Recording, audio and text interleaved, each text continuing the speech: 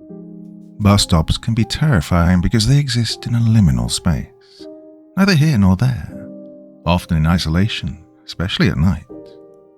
The quiet, desolate surroundings amplify the feelings of vulnerability as you're waiting in an exposed area with no immediate escape. Dim streetlights, distant sounds, and the sense that something or someone might be watching heighten the anxiety. The unpredictability of who or what could approach, combined with the unsettling feeling of being stuck in place, can transform an ordinary bus stop into a scene of fear and unease. I met the devil at my bus stop. It's time to sit back and relax with your favorite drink and listen.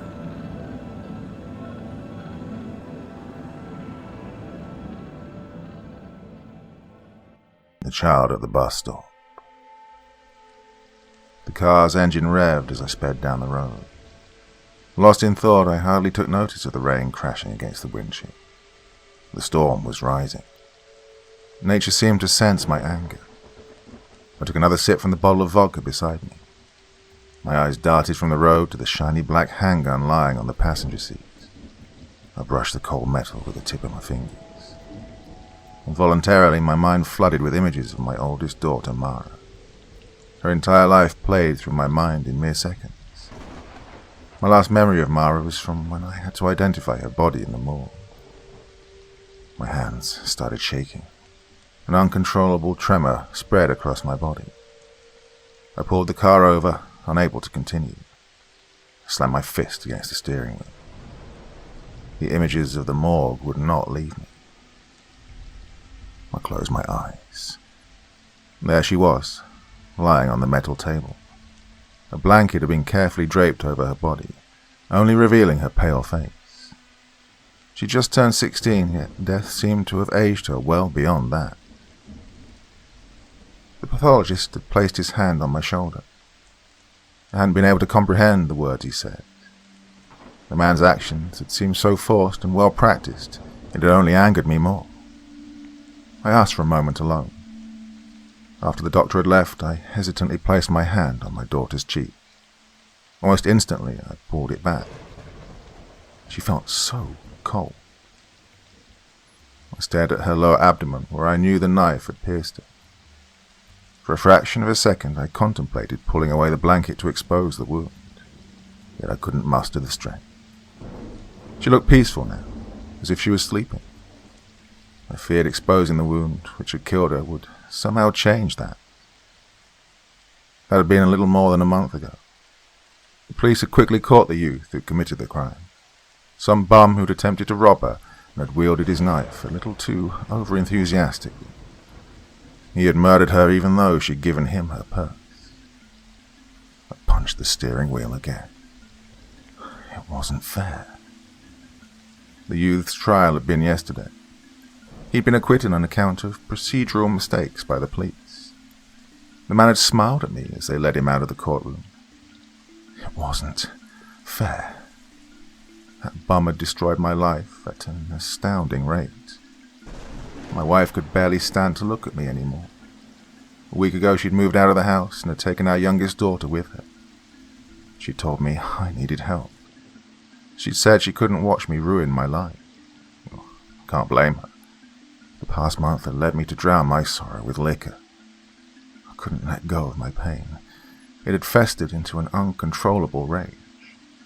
All I could think about was the injustice of it all. All I could see was the pale face of my dead daughter. All I wanted was to kill the man responsible. It had become an obsession. I'd been unable to console my wife. My youngest daughter had practically not spoken since the loss of her sister. I found her quietly curled up in Mara's bed most days, unable to let go, unable to move on. And it broke my heart. I'd felt a strange sense of relief watching them both drive away. I didn't need them to see what happened next. Didn't want my youngest daughter to see her dad being taken away for murder. I preferred the solitude and the warm embrace of alcohol. My eyes darted back at the gun, and I sighed. I had to do this, otherwise I would never know peace. Determined, I turned the ignition key. The car gently purred before reverting into stillness. I turned the key again. Nothing happened. I cursed loudly and tried again. Nothing. I took out my frustration on the steering wheel until both my hands ached. I grabbed my phone ready to call a tow truck, but it wouldn't switch on. The wind was howling outside. I checked the time on my watch, but the handles had stopped moving. Everything seemed in suspension. After a short internal debate, I decided. The thought of remaining in the car suddenly seemed unbearable. Feeling restless, I kicked open the door and got out of the car. I hastily stuffed the gun in my jacket pockets. While the storm was livid, the rain poured down with such force it temporarily deafened the other thoughts shooting through my mind. I was drenched within seconds, but it didn't bother me. I started to walk down the road, crossing a little bridge over the river. Mumbled curses escaped my lips as I realized I was lost. A cold mist of grey lazily spread around me. Not knowing what else to do, I continued walking until a light in the distance pierced through the mist's veil. Like a moth, I gravitated towards it. Its source was a small bus stop. Relieved to have found some cover, I fell back into one of the metal seats. My hands felt numb. I rubbed them together for a couple of moments before reaching into my pocket for my packet of cigarettes. After taking a drag, I closed my eyes and leaned back against the bus stop. The tremor subsided as I blew out a small cloud of smoke. Without instruction, my mind drifted back towards the youth that had killed my daughter. A familiar doubt swept over me. I'd always valued human life. As a family man, I'd constantly tried to maximize everyone's happiness. Now here I was, committed to blowing a hole in the head of my daughter's murderer. I turned around and looked at my reflection in the glass. I didn't recognize the pale, lined face staring back at me. Droplets of rain were slowly sliding down the glass. It gave my reflection even more of a somber appearance. I looked back in front of me and took another drag of the clammy cigarette between my fingers. Closing my eyes, I exhaled, expelling another cloud of smoke. "Rough day?" The voice startled me. The cigarette slipped from between my lips and fell down my shirt. I jumped up, swearing as I felt the ash scorch my chest. "Jesus Christ," I muttered at the young boy before me. The boy grinned. "Oh, I'm sorry. I didn't mean to startle you." I shrugged and sat back down. The boy took a seat next to me. "Oh, it holds a strange beauty, doesn't it?" I looked over at him. "What does?" He nodded at the storm outside. There was another silence. I broke it by standing and beginning to pace up and down the little bus stop. "When's the goddamn bus gonna get here?" The boy gave me an appraising look. "I'm afraid no bus can take you to where you want to go, John." I absent-mindedly shrugged off his words and lit another cigarette. After the first drag, it hit me. I stared at the boy. He stared back, a latent intensity burning in his eyes. "How do you know my name?" "I know a great many things." I snorted. "Yeah, sure. I know the pain you feel, John. I've seen it before, many times." I crushed the pack of cigarettes in my hand, feeling anger spread through me. "You don't know me." The boy then gave me a sad smile. "I've seen this before. Someone loses someone close to them. As a result, you feel rage build deep inside of you, fueled by guilt because you weren't able to prevent what happened, unable to see that it was beyond your control to begin with. You could never have changed what happened, yet you cannot forgive yourself either. The mind cruelly tortures the body till your heart is riddled with sorrow. Now your existence is anguish. You wish you'd been the one to die because the thought of living on just seems too difficult. Living in this world does not seem bearable at the sight of such a loss." I remained speechless, unable to comprehend the little boy beside me. The boy sighed and scratched the back of his head. I've seen this before. After a while, it begins to look the same. The faces may change, but emotion remains constant. Your face is lined, as so many were before you, a canvas of hate and anger. The boy sighed again and jumped up from the seat. Murder will not bring her back. I spun towards the boy. What did you say? Mara is gone.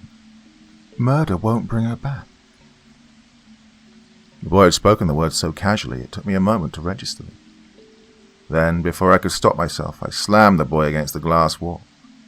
The entire bus stop trembled. Don't you say that name, I shouted. Tears began streaming down my face. Don't say it. The boy stared at me with a completely blank expression. He put his hand around mine and slowly pulled loose of my grip, his fingers hard as iron. I feel for you, I really do. Your daughter deserved better. Shut up. I know you think revenge will dull the pain, that somehow using that thing in your pocket will make you feel better. I fished out the gun. The boy stared at it. For a moment I saw something dark sweep across his face. He briefly held his hand over the gun before suddenly retracting it, as if the gun had electrocuted him. That will not solve your problems. The man deserves to die. I spat out the words with as much bile as I could muster. Then I fell back onto the metal seat, suddenly exhausted. My heart felt like it was going to explode out of my chest. I took some deep breaths, attempting to calm myself down. The boy stood motionless, staring at the rain fall before us. You know, it never gets easier, he finally muttered. After all these years of helping people cross over, it still remains difficult to let go sometimes. Some deaths are so much more deserving than others. I shouldn't judge anyone, yet I can't help but feel for some of them. Occasionally, the ones I meet radiate such light it pains me to extinguish it. I don't always want to, but I have no choice. My existence is one of duty. The boy radiated an eerie calmness as he spoke. I felt my heartbeat returning to normal. Who are you? How do you know these things? The boy gave me a sad smile. I guess I'm a traveller. Everyone will meet me at some point in their lives, whether it's in the beginning or the end or somewhere in between. I don't understand. The boy shrugged. I wouldn't expect you to. Don't worry about it. The boy looked at his watch. The bus should be here any minute. As soon as he said those words, I could see two lights cut through the storm in the distance. The bus stopped before us, and the door slid open. The boy climbed up the little stairs. Once he got to the top, he spun around. I've never done this before, but will you take a short journey with me, John? Where are we going? The boy shrugged. I'm not sure yet.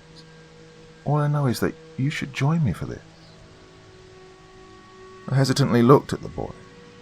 There was something about him. I felt compelled to join him. I took the boy's hand and climbed up the stairs as the doors slid closed behind me. The bus driver was old, very old. A shroud of matted white hair draped around his shoulders. Ice blue eyes stared at us. I instinctively took out my money and passed him some cash.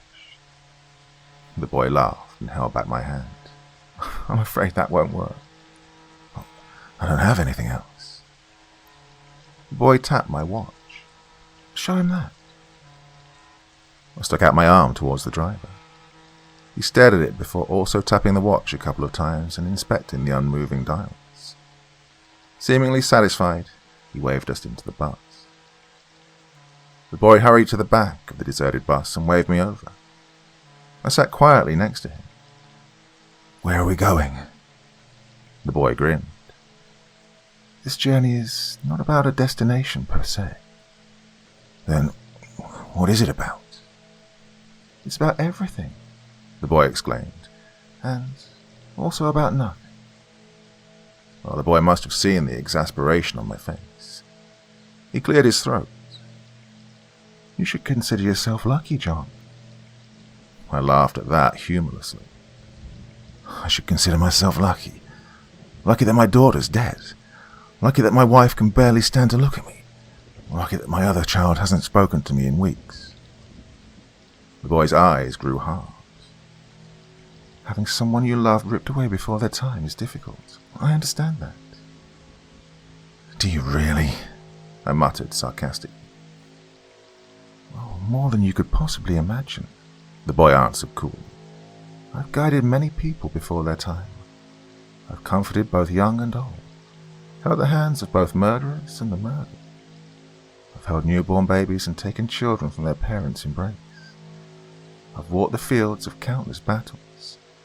I've waded through rivers of blood. Wherever I go, the dead follow, like moths hovering before a light. You could not comprehend the endless sorrow I must navigate. He wiped a single tear from his eye. Within them I saw only grief, as if his words had opened an old wound. I suddenly felt very sorry for him. Sometimes I feel so far away from everything, the boy continued. I worry I've become too indifferent. I fulfill my duty without truly understanding what it is I should be doing. I feel like a spectator watching eternity unfold itself. I offer hope to those I meet whenever I can, without knowing whether my words are true or not. I have no idea what comes after this, John. I wish I knew. I wish I understood my purpose. My life is a paradox. My existence is perennial and yet one of insufferable solitude. Oh, you must feel lonely. The boy nodded. After that, we sat together in silence. The boy stared out of the window. He seemed deep in thought. I felt my eyelids get heavy, and before long, I'd fallen asleep. When I woke up, I felt disoriented. I looked around the deserted bus, momentarily believing I'd dreamed my encounter with the boy. Then the bus driver turned around in his seat. His blue eyes pierced through mine as he pointed at the little hill we were parked next to. He's waiting. With a quick nod, I jumped off the bus. I was panting by the time I reached the top of the little hill. The boy leaned against a tree as he observed the spectacle unravel itself below. A small crowd had gathered before a tiny grave. A priest was reading from the Bible. His actions seemed almost mechanical in their repetition. Why are we here? The boy remained silent. Whose funeral is this? The boy nodded at the crowd below them. You know whose funeral this is? I quickly scanned the crowd below us, only recognizing familiar faces. Is this my funeral? Is that what this is all about? Are you showing me what will happen if I murder Mara's killer? You know, the boy repeated, his voice a mere whisper. I looked at the people occupying the front row of chairs. My family was nowhere to be seen. My youngest daughter's godparents sat before the pitiful hole in the ground. They held each other as they cried. My knees suddenly felt weak. Slowly I slid to the floor as tears soaked the earth around me. Where am I? Jail. A simple yet sobering reply. Where is my wife? The boy's eyes remained pricked on the little crowd below as he scratched the back of his head. She's not here, John. Where is she? I was sobbing so hard now that the words left my mouth in a single slur. Your wife found her. After you were taken away, the little girl couldn't cope anymore and hung herself in Mara's room. Your wife was unable to handle the strain and had a breakdown. She's currently forcibly restrained in an asylum 2 hours away. Next week she'll suffer a stroke. The boy glanced at me, his eyes riddled with pity. She'll never recover. Slowly her will to live will siphon away, until only the smallest amount lies dormant in her heart. should be trapped in her body, a mere husk of her former self, wanting to die yet unable to do so. I would not wish such an existence on anyone. My tears had now subsided for something worse, a feeling I can hardly put to words, a feeling of loneliness so immense I could hardly breathe. I felt like I was being crushed by infinite grief. The boy smiled sadly. You see how cruel destiny is, John? By all accounts, your actions will be directly to blame for this. One moment of rage will destroy everyone you care for the most. What you seek is justice. What you offer is condemnation. A searing anger then took hold of me. Why are you doing this to me? Why are you torturing me like this? The boy shook his head but offered no reply. I wanted to leave. I wanted to run away and never look back, but couldn't find the strength to get on my feet. I dropped my head in my hands. I thought I had more time. The boy smirked. Everybody always thinks they have more time. I just wish I could have told her how proud I was. The boy gently placed his hand on my shoulder. She knew. I patted his hand, unable to respond. Together we stood on the little hill in silence. Minutes crept by. Why did you really come to me? The boy scratched the back of his head and looked at me. He seemed to be deliberating with himself. Well, I've always believed myself to be bound by laws I have no control over. Laws I don't quite understand. The boy suddenly chuckled. However, lately I met someone so outrageous they dared to challenge my path. Can you imagine? A speck of dust challenging the full might of the inevitable. The boy fell silent for a moment. Then he continued. She made me wonder whether I too can challenge that which seems inevitable. Maybe the constraints which bind me are self-imposed. Maybe I fear the freedom disobedience would grant me. The boy smirked. I live for those moments, reminders of how exceptional life can be. She made me realize something, John. If she managed to find the strength to confront me, then maybe someone as lost as myself, bound by eternity, might possess the power to break free. Well, I don't understand. Sometimes when people die, their gaze manages to pierce through time, and they get a glimpse of what is to come. Your daughter saw all of this. He pointed at the crowd before him. Then he smiled, more genuine. Mara was extremely stubborn when I met her. She absolutely refused to come with me. She refused to submit to her fate as few have done before her. Well, that thought brought a smile to my face. Do you know why she refused to come with me, John? Out of anger? The boy shook his head. Out of love. Her love for you, for her mother, for her sister. Her love was strong enough to challenge forces even I dare not resist. Oh, I was in awe of her, John. That's why I promised her to show you this. She truly was a kind child. Silent tears rolled down my face, but their sting was less painful. The boy grabbed my hands and gently pulled me back onto my feet. In time, you'll see her again. She'll be waiting for you, for all of you. But she hoped she'd still be waiting a while longer. Do you understand? I didn't have the strength to answer. All I could do was give the boy a weak nod. Together we walked back towards the bus and took our familiar seats in the back. Thank you, I said after a moment. Thank you for taking care of Mara. Thank you for helping me. The boy looked taken aback. Wherever I go, people usually fear me. They recoil at my touch, even if I only mean to help. I've always been hated because I'm a reminder of the inevitable. Never before has someone thanked me. His words carried so much emotion. I tentatively put my arm around the child's shoulder. The boy gazed up at me, tears slowly forming in his eyes. He leaned into me and cried. I let him. Before long, I felt myself falling into a deep sleep. When I woke up, we were back at the bus stop. The boy walked with me to the front as the door slid open. I walked down the little stairs. The moment my feet hit the pavement, the dials on my watch began to move once more.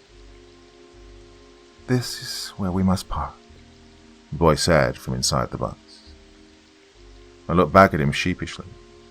My mouth opened, but no words came out. I didn't know what to say. "Where will you go from here?" The boy shrugged. "I don't know." "Are you deaf?" I suddenly blurted. The boy grinned as the door slowly slid closed. I sat at the bus stop long after the bus had pulled away. Then I walked back over to my car. On the bridge, I took the gun from my pocket and swung it into the river. I was ready to go home.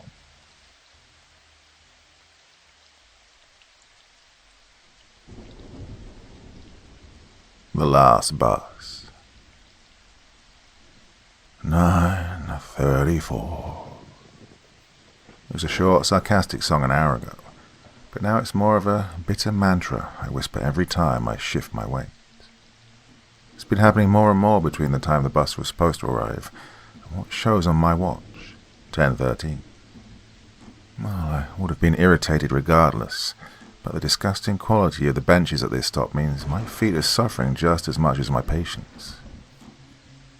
I don't have a choice about whether or not I wait for this latest shit asshat. I'm supposed to be his relief, the one driving the piece of crap during the graveyard shift. Well, you'd think he'd have been at the stop even before the 9:15 shift change for his own sake. But I wasn't too surprised that he was going to be late at first. It happens. Taking this long.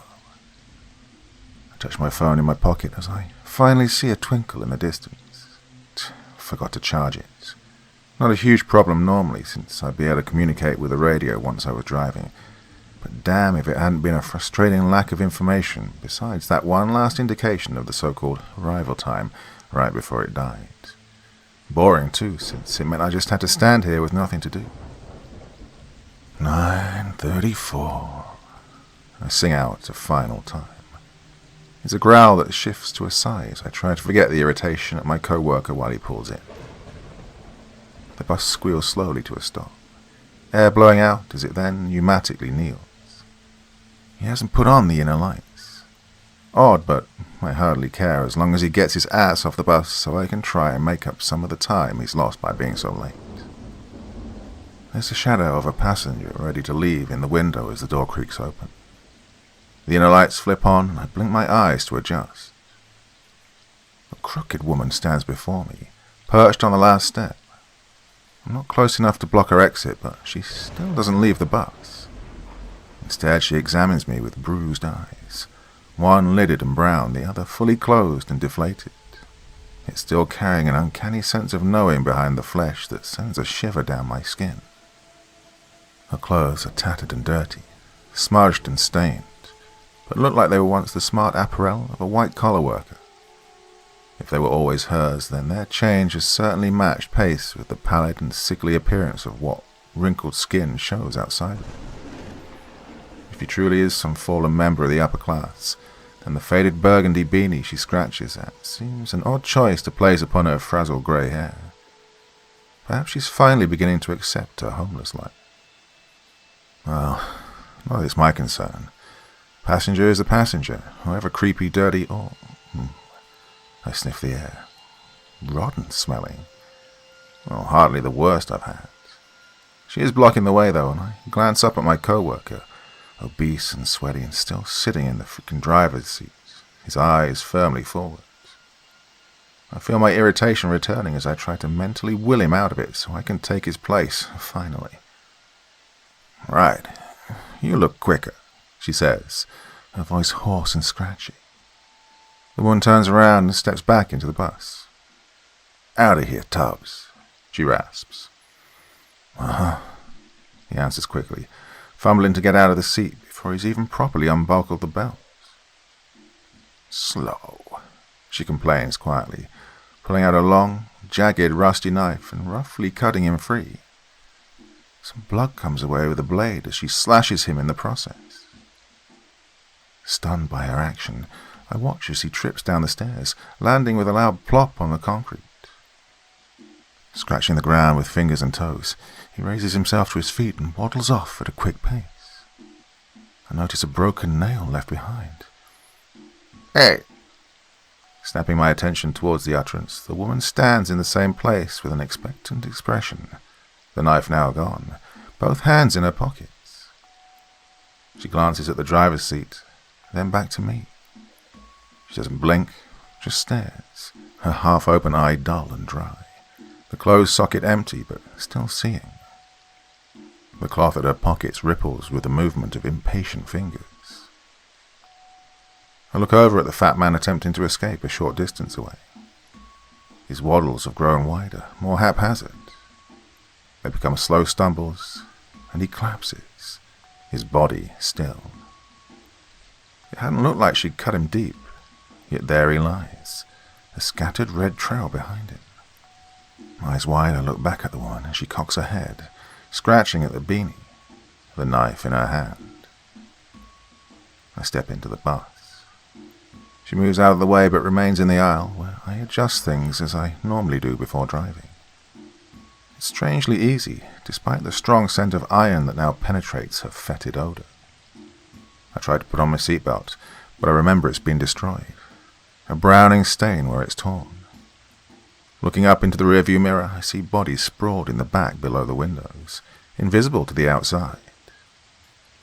I hear her sit behind me, and the stench of rot overcomes blood as she moves closer. "You're behind schedule," she mutters. "Not for long," I answer, swallowing down nervous bile as I press on the pedal. I don't intend for my relief to sing the time as he waits for me at the end of my shift.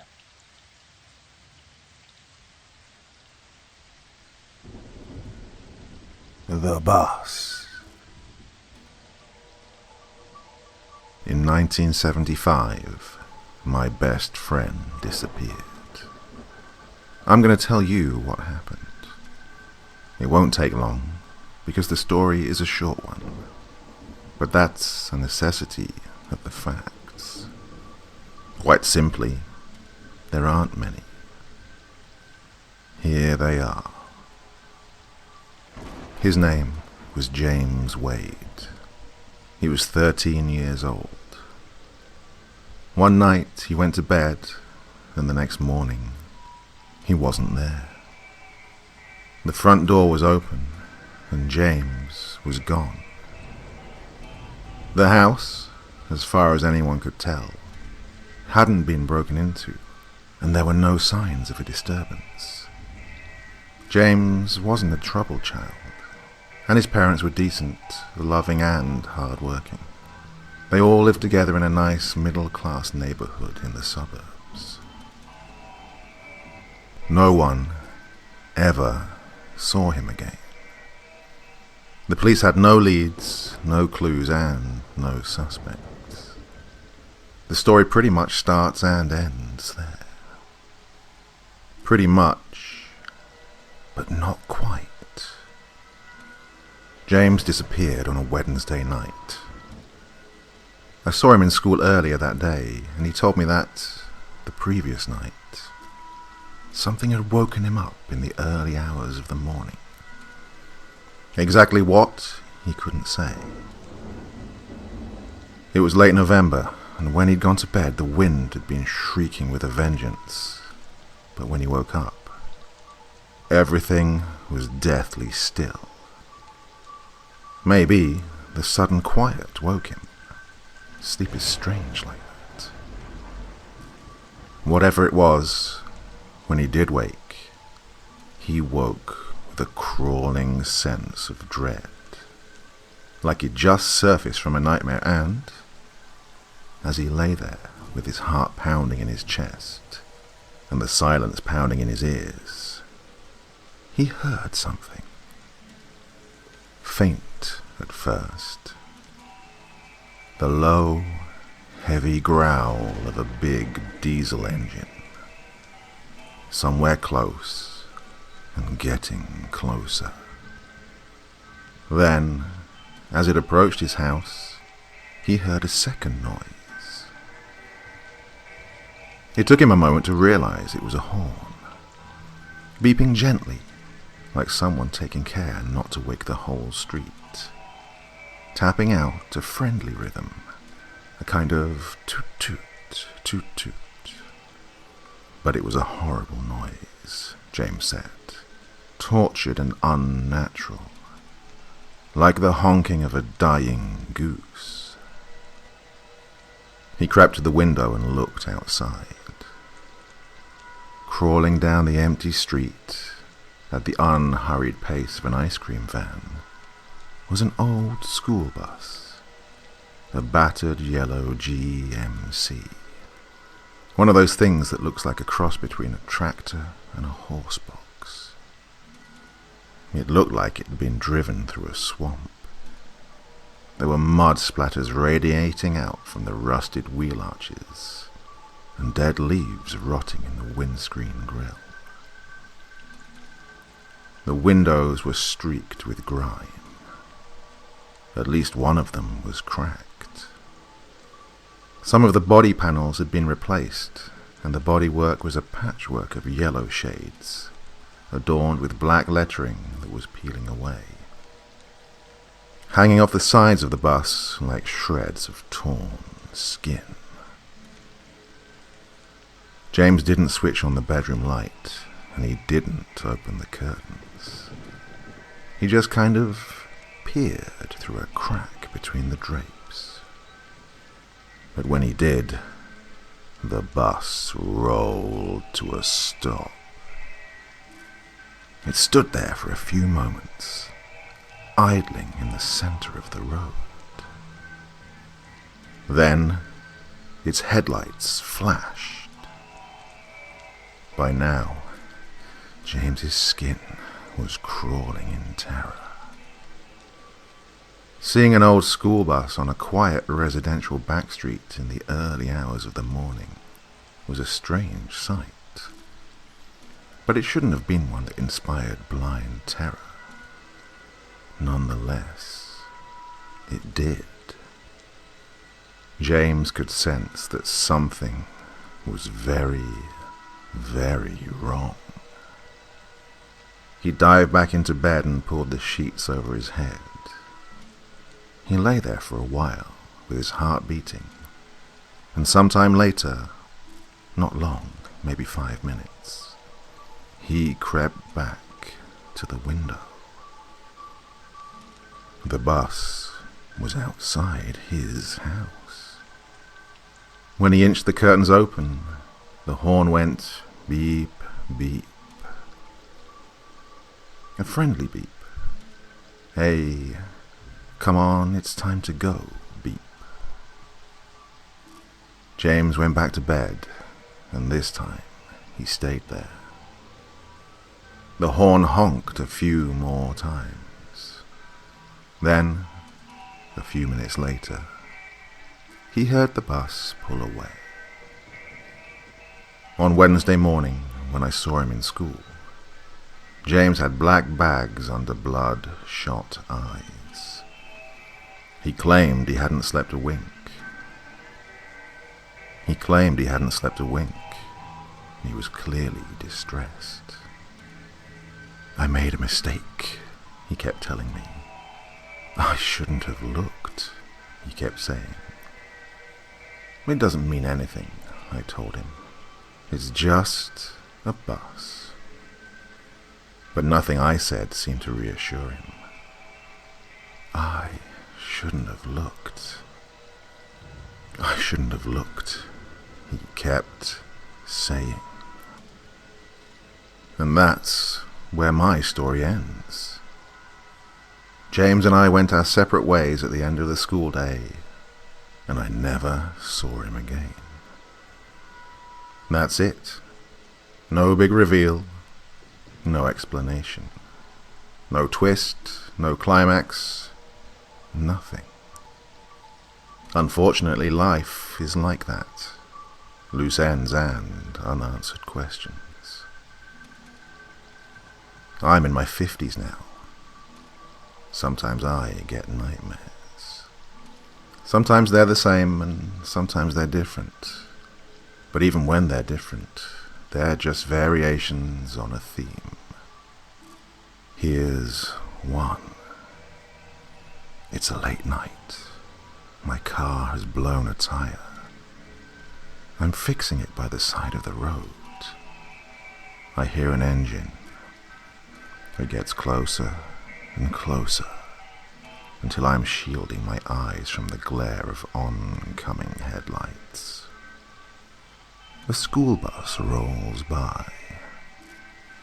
As it passes me, I see a kid in the back window, banging the glass and screaming something that's lost in the roar of the GMC's huge diesel engine. It's James. He hasn't aged a day. I'm not a superstitious man. There's nothing in this story that can't be explained rationally. Maybe the bus had nothing to do with James's disappearance. Hell, maybe there was no bus. Maybe he dreamt the whole thing. Even so, I've got 2 children of my own, and when they were young, I told them an embellished version of this story.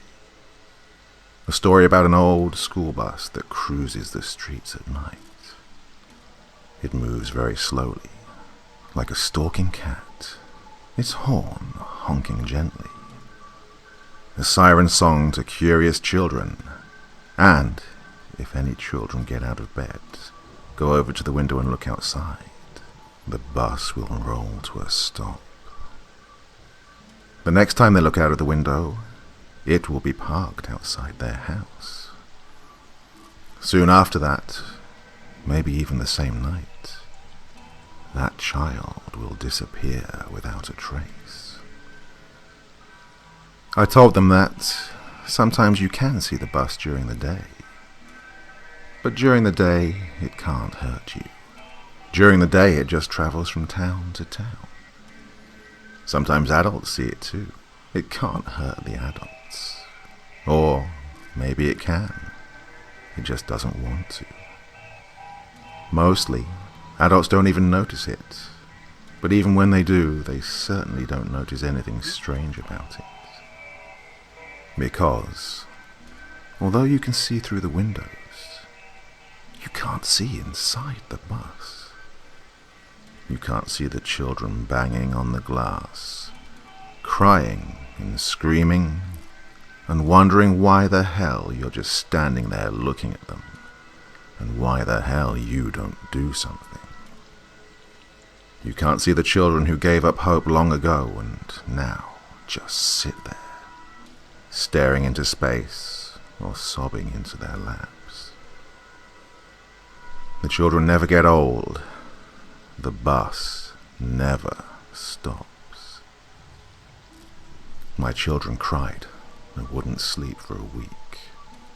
My wife was livid. I didn't care. I'm not saying that what I told my children is true. It's a bastardized version of what James told me, with the gaps filled in by my nightmares.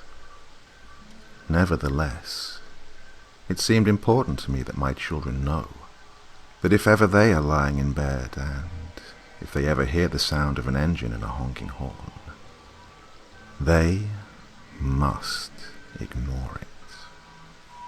Failing that, they should run out of their rooms and come and climb into bed with me and their mother. Anything. Just don't go to the window.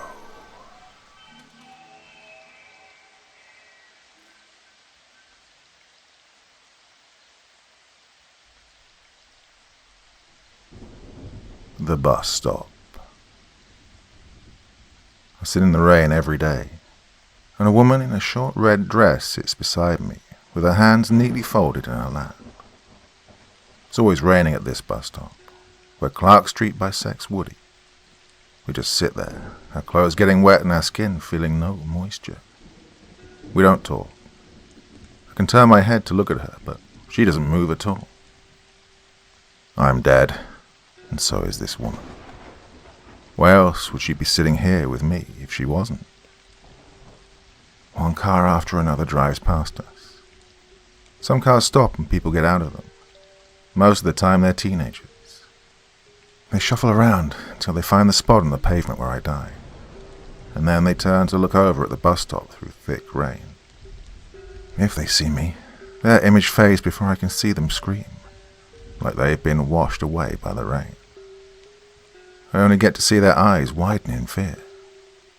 It used to drive me mad, especially the blondes, but now it's just a dull annoyance. My life ended while chasing one of my girls across Clark Street. I met her at this bus stop, but she must have recognized me from a police sketch on the news because she took one look at me and ran. I chased after her. The look on her face was just too delightful for me to let her go. There were headlights, the bouncing of brown hair just out of my reach, and her delightful screams in my ear. Pain, no pain, and the woman and the bus stop. Can't believe I died for a brunette. I would have settled for a redhead, but blonde hair was the best. I loved to wrap my hand in blonde hair and pull the silky strands until they moaned. Loved how well blood showed up in it. Speaking of blonde, the woman beside me is a blonde. Her hair falls around her face in a golden halo. She would have been one of my girls if I'd caught her alone on a dark night. Her only flaw is that she doesn't have red lipstick on. I loved women with red lips. I like the way it looks on her mouth when it screams. Can't say I'm a fan of these new colours I see on some of these girls.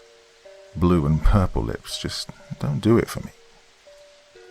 It used to drive me mad that I couldn't kill this woman.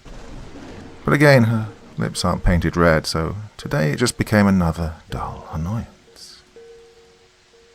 Suddenly I see the woman move out of the corner of my eye. It's the first time I've seen her do something like this. I watch while she unfolds her hands, and I see she's been hiding a tube of lipstick this entire time. She uncaps it and applies it to her lips. She looks at me, and a wide smile spreads across her cherry mouth. So, word around hell is, you like blondes with red lipstick.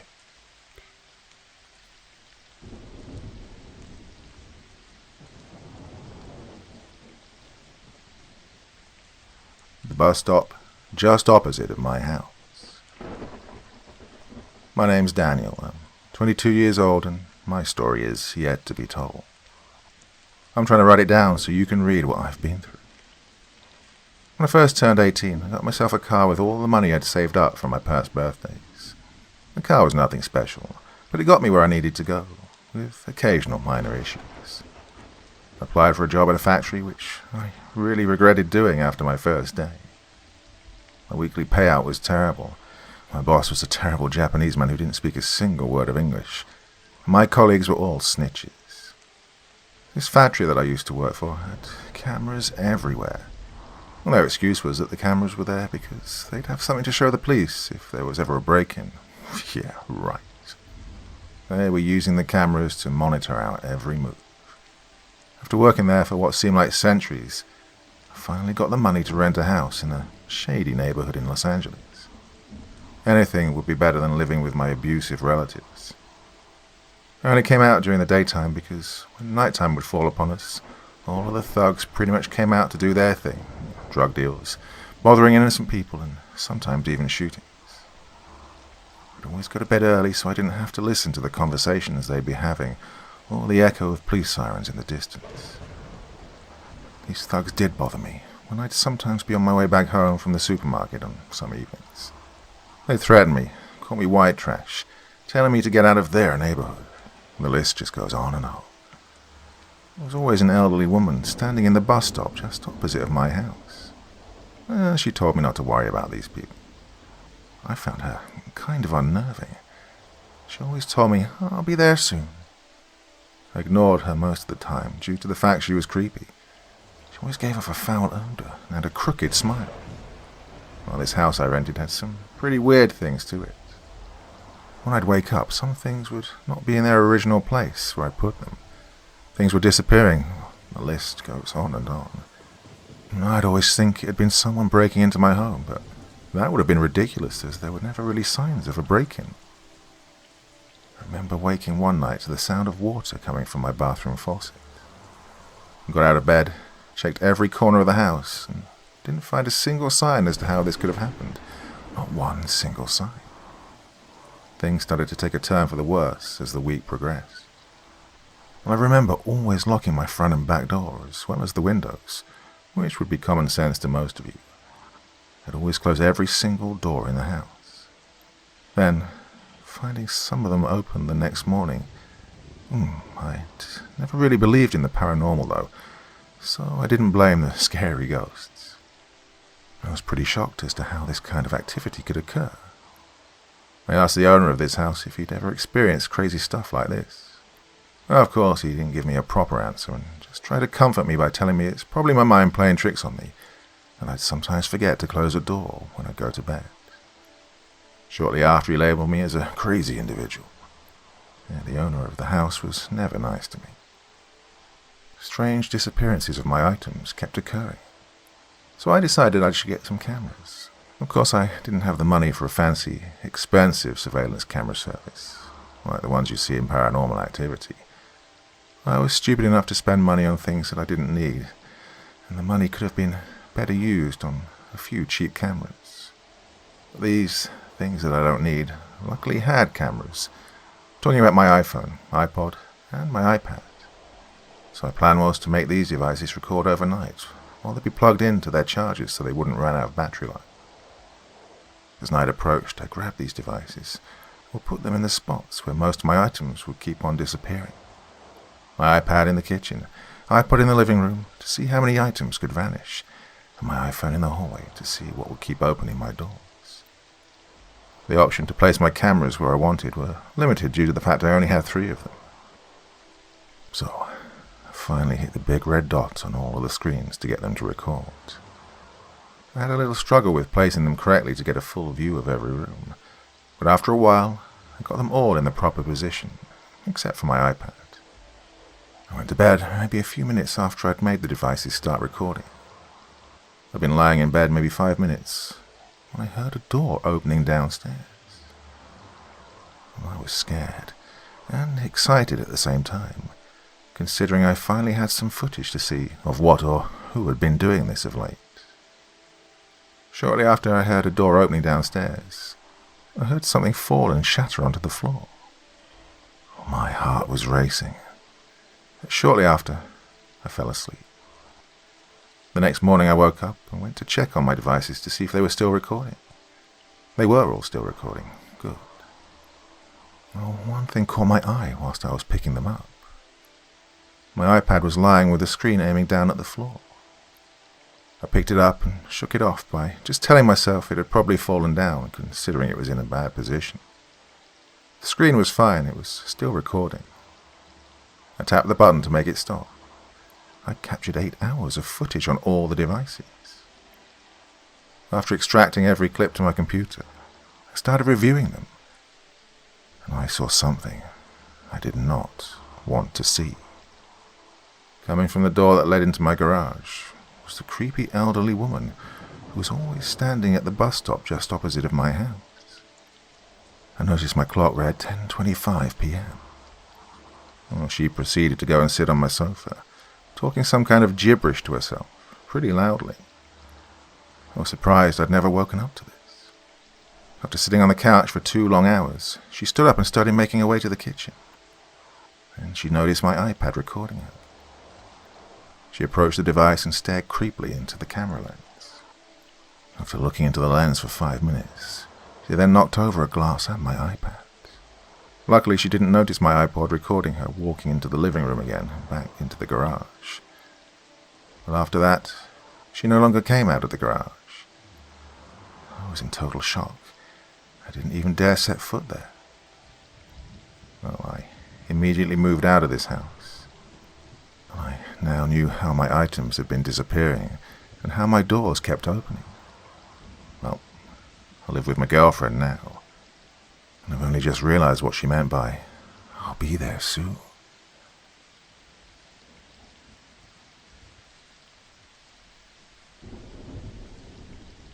Crazy bus. For years, my parents told me about a crazy bus crash that happened near our house years ago. One morning, just days before I was born, my mother had been out in the garden, plucking weeds, when she heard a terrible noise. It was a series of high-pitched screams, then screeching tires, followed by a tremendous crash. All of the people in the area rushed out of their houses to see what was going on. Down at the bottom of the old coach road, they found tire marks leading to a nearby cliff. They saw the wreckage of a bus down below. It had apparently driven straight off a cliff and crashed down the jagged rocks at the bottom. People ran down to where the smoking wreckage was lying strewn about in an effort to help survivors. They were horrified when they discovered that it was the local school bus, and all the passengers on board were their own children. The bodies of the dead kids lay tangled in the twisted metal. Some had been thrown out of the bus as it fell, and their bodies had smashed against the rocks, killing them on impact. Others had been decapitated by flying glass and shards of metal inside the bus. The parents were screaming and crying as they found the mangled remains of their sons and daughters in the charred wreckage. When the ambulance and fire department arrived, they found no survivors. Every single child on the bus had been killed in the crash. It was the most horrific disaster the area had ever experienced. In one horrible moment, the entire generation had been wiped out, and the parents of the dead children were inconsolable. A few days later, a huge funeral was held for the kids who'd perished. People came from miles around to pay their respects and share in the grief. Almost every family in the area had lost a child in the incident. Some had even lost 2 or 3. Almost 40 small coffins were lowered into the ground that day. An inquest was held shortly afterwards, and the police got to the bottom of what had happened and finally determined who was to blame for causing the terrible crash. It seemed that a mental patient from the local insane asylum had escaped the night before. He'd broken into the bus station and stolen a driver's uniform. That night he lay in wait until the doors of the bus station were unlocked. Then he crept aboard the school bus and drove out through the gates without alerting anyone. That morning he drove the bus along the countryside, picking up unsuspecting children who were waiting by the roadside. He was dressed in a bus driver's uniform, so nobody suspected a thing. Once he'd collected every kid on the route, the mental patient floored the accelerator and drove at high speed off the cliff. The people in that area never forgot the terrible accident that the escaped mental patient had caused. When I was growing up, there weren't many kids to play with. Most had been killed by the crazy bus crash. The only kids who survived were too young to attend school at the time. Now, the story I'm about to tell was when I was 13 years old. My parents allowed me to go to the movie theaters in town. I met a bunch of friends there, and we had a great time watching the movie. Afterwards, we lost track of time, and it was very late by the time we decided to go home. I must have been waiting at the bus stop for half an hour before I realized that I'd missed the last bus. Cursing myself for being so careless, I wondered how we'd managed to get home. It wasn't that far of a walk, perhaps a mile or 2, but the roads were treacherous at night. In our area, there were no streetlights along the way. A lot of people had been hit by cars as they were walking in the darkness. I found a payphone and called Mom. She answered, and I told her that I'd missed the last bus home. Oh, she began to panic, telling me that my father was out and had taken the car with him. She wouldn't be able to pick me up. I told her I'd walk home, but she begged me not to, saying that the roads were much too dangerous at night. Even worse, it was beginning to snow, which meant that even if a car did manage to see me in the night, it probably wouldn't be able to have time to hit the brake before it hit me. She said that she'd try to contact our neighbours and see if they'd be able to drive into town and pick me up. After I hung up, I began to get impatient, and eventually I decided that it was best just to walk home, hoping for the best. I was walking along the lonely dirt country road, trying not to trip into a ditch or pothole, when I saw headlights behind me. Whether it was a car or a bus, it was coming very fast and quite noiselessly through the snow-covered road. As it drew nearer, I could make out the outlines of the vehicle.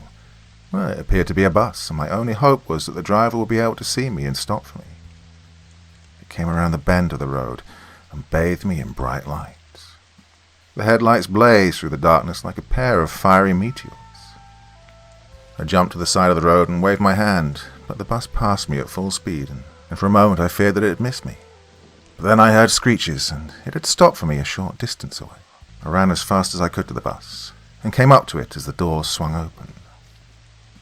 As soon as I stepped in, the door shut behind me, and the driver took off again at full speed.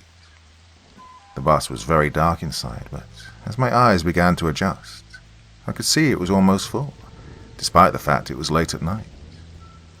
I found a vacant seat and sat down, resting my weary legs. The atmosphere felt cold, colder, if possible, than outside, and there was a strange and disagreeable smell. I stopped and looked around at the other passengers. They seemed silent. Well, they didn't seem to be asleep, but each of them just looked ahead. The deathly silence was unsettling, and the smell was quickly becoming unbearable. I felt much too ill to say anything at all, and the icy coldness inside the bus chilled me to the bone. The strange smell was making me really sick. Shivering from head to toe, I turned to the young boy next to me and asked if he could open the window. He didn't answer. He didn't even blink. I repeated the question more loudly, but still no answer. When I could no longer take the stench, I reached across and tried to open the window, but the latch broke off in my hands. It was then I noticed the window was covered in cobwebs and mildew. In fact, every part of the bus started to look in a terrible state of disrepair, almost decay. The leather seats were crusted with mold, and the floor was literally breaking and rotting away from my feet. I turned to the boy next to me again and asked, "What's wrong with this bus?" Without saying a word, he turned his head slowly and looked me in the face. I'll never forget that look as long as I'm alive. My heart turned cold and blood drained from my face. His eyes were so wide it was as if they were going to pop. His face was as leathery and pale as a corpse. His bloodless lips were drawn back, showing big yellow teeth. Well, the word that I was about to utter died upon my lips, and a dreadful feeling of horror came upon me. I became aware that everyone on the bus was staring at me with the same look on their faces. Their awful faces were rotting flesh, and their shirts were covered in dirt. Only their eyes, their terrible eyes, were living, and all their eyes were staring at me menacingly. A shriek of terror burst from my lips as I ran down the aisle. I threw myself against the door and tried to open it. In that single instant, as the door swung open, I heard a crash and the bus rocked back and forth like a ship. Then I heard many, many children's screams before it went black. It seemed as if I'd been unconscious for days as Mum woke me up in the hospital. She told me that I'd fallen over a cliff near the old coach road. The only reason I didn't die was because I'd fallen in a snowdrift on some jagged rocks. I had 2 broken legs, a broken arm, and a deep scratch on my forehead. I'd been found by a farmer who'd taken me to the local hospital. Well, some call me a liar. Some call me crazy, but you can think what you want. But I was a passenger on the crazy bus. The bus ride down Falcroft Row by Vesper's Bell. It was just after dark, and I was standing by myself at an abandoned bus stop on an almost equally abandoned street, waiting in near pitch-black conditions for a bus that logically would never come. Most of the streetlights didn't work anymore, and the derelict industrial buildings now housed nothing but the desperate and the depraved. The only points of light that reached my eyes from wholesome windows or bustling vehicles seemed a world away. I was terrified that at any moment some creep would come slinking out of the shadows to do unthinkable things to me, but I resisted the urge to flee back to the relative safety of downtown. Just a little bit longer, and I'd know if the Falcroft bus route was real. For longer than anyone cared to remember, People in my city have claimed to see an old bus puttering along the streets of the industrial district at night, travelling a route that's been discontinued for decades, and after all the buses have stopped running. Sombermori is not that big of a city. It only has 7 bus routes. None of them run after 10 p.m, and none of them go any closer to the industrial district than Alchemy Street anymore. An occasional sighting of a bus out after hours and off route wouldn't be all that weird, but it's always in the same area, and its marquee reads, Route 9, Falcroft, Fable. Well, allegedly anyway. No one's ever been able to get a clear enough photo of it for its marquee to be legible. There used to be a street called Faircroft when people actually lived in the industrial district. But as manufacturing jobs dried up and became automated, Faircroft was left to fester until people started calling it Foulcroft. Eventually it was demolished, and that whole section of land became part of Avalon Cemetery. People who claim they've seen the Foulcroft bus say it drives straight under an overpass towards where Faircroft used to be, and then vanishes. Aside from only showing up after hours, there doesn't seem to be any real pattern in when the Foulcroft bus appears. Months, even years, can pass between sightings. It wouldn't actually have been that intriguing of an urban legend to me, if not for one final detail. The passengers. At least several people have claimed that the Foulcroft bus not only carries passengers, but also accepts and discharges them at abandoned bus stops. Since it only runs at night, no one's ever gotten a good look at them. So, I decided that I was going to be the first. The idea occurred to me when I was buying bus tickets at an automated kiosk. This may or may not be relevant, but they're all made by a local company called Thorn Tech that owns property in the industrial district. I don't know if it was a glitch or something more sinister, but when the kiosk recognized me, I got a pop-up saying I was pre-approved for an exclusive bus route and asked if I wanted to buy a ticket. I almost clicked no, thinking it was nothing but spam, but the idea of an exclusive bus route piqued my curiosity. I would have liked more information, of course, but the kiosk refused to provide any. My only options were to buy or not buy, so I clicked buy, hoping I'd be debited some ungodly amount. The pop-up vanished, and I heard the ticket dispenser start whirring as it printed out the little hexagonal QR code voucher that the Avalon Transit Commission uses.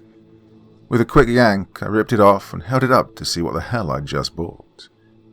The ticket read, Adult Single, no charge, limited time promotion, redeemable only at Stop A, Route 9, Falcroft Fable, 10 p.m. to 3 a.m. ad arbitrium. Ticket is non-transferable. I was flabbergasted. The kiosk had, completely at random, given me a ticket for the Falcroft bus.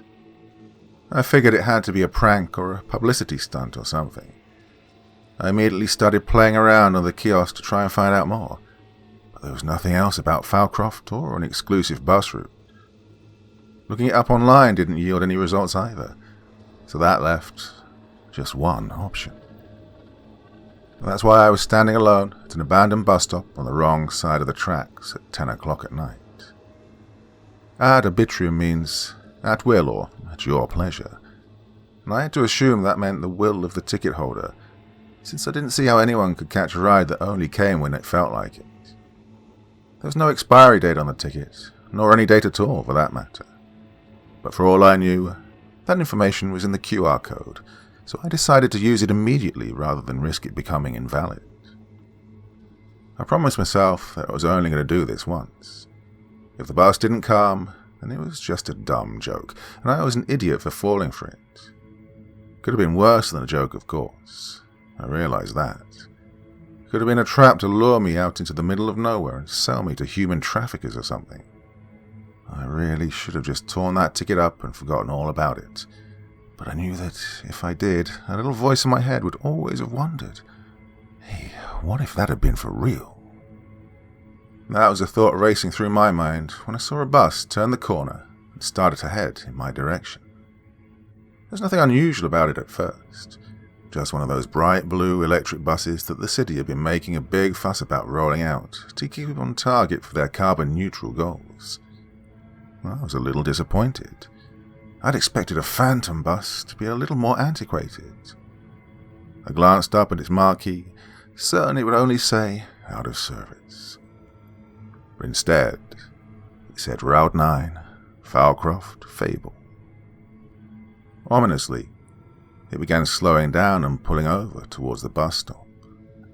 I fought off an instinct to flee, and instead held my ground with my ticket in hand. It rolled to a gentle stop with its front door precisely aligned with me, a pneumatic, snake-like hiss escaping as they folded open. Sitting in the driver's seat was an older black man with closely cropped white hair and thin glasses.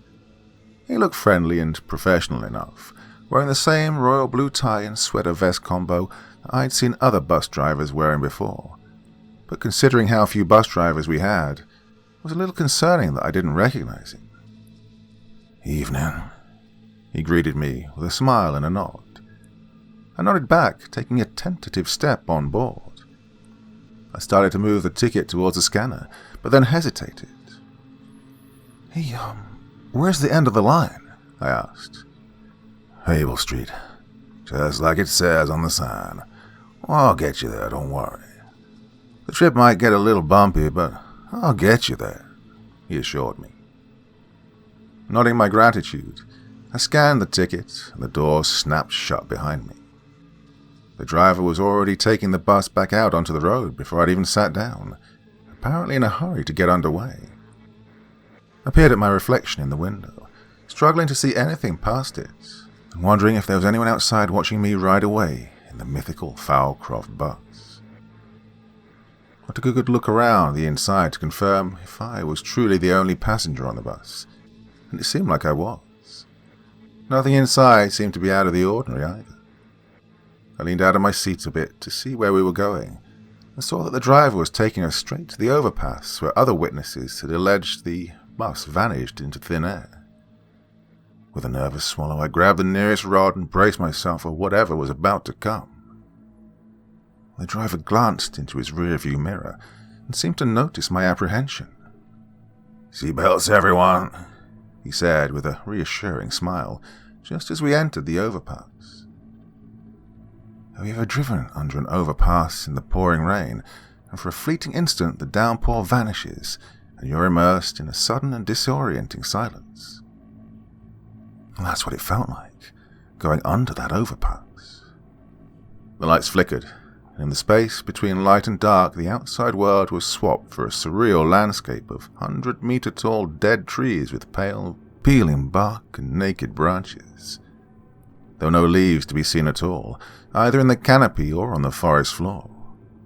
The barren ground was a charred black, and even the fungi blooming out of the dead wood looked to be crumbling into dust. Everything outside the bus looked to be dead, and the unpainted asphalt road was in a severe state of disrepair as well. I looked up to see if I could steal a glance at the sky through the dense skeletal branches, but what bare patches I could see were only a sullen grey. "Beautiful desolation, isn't it?" the driver asked, slowing down to accommodate the winding forest road we now found ourselves on. "Yeah, it really is," I said softly. "Not what I expected, though. I read that Faircroft Row used to be housing for factory workers back in the day." "Housing? Oh, that's a generous term. Slums, more like it. Those places were falling apart before they were even abandoned," the driver commented. "You know who their original landlord was?" "Yeah, the official Somber Mori website says that Faircroft Row was donated to the city by Crow, Crowley, and Chamberlain. Yeah, that old bank on Druid Street," I replied. It says it was generously donated, which, if you ask me, is a sickeningly sycophantic choice of words for trading an eyesore and class action lawsuit waiting to happen for a tax write-off and getting the city council off your back," the driver retorted. "But they weren't the original owners, though. Chamberlain's many things, but he's not a slumlord. He evicted the whole street the instant he repossessed it.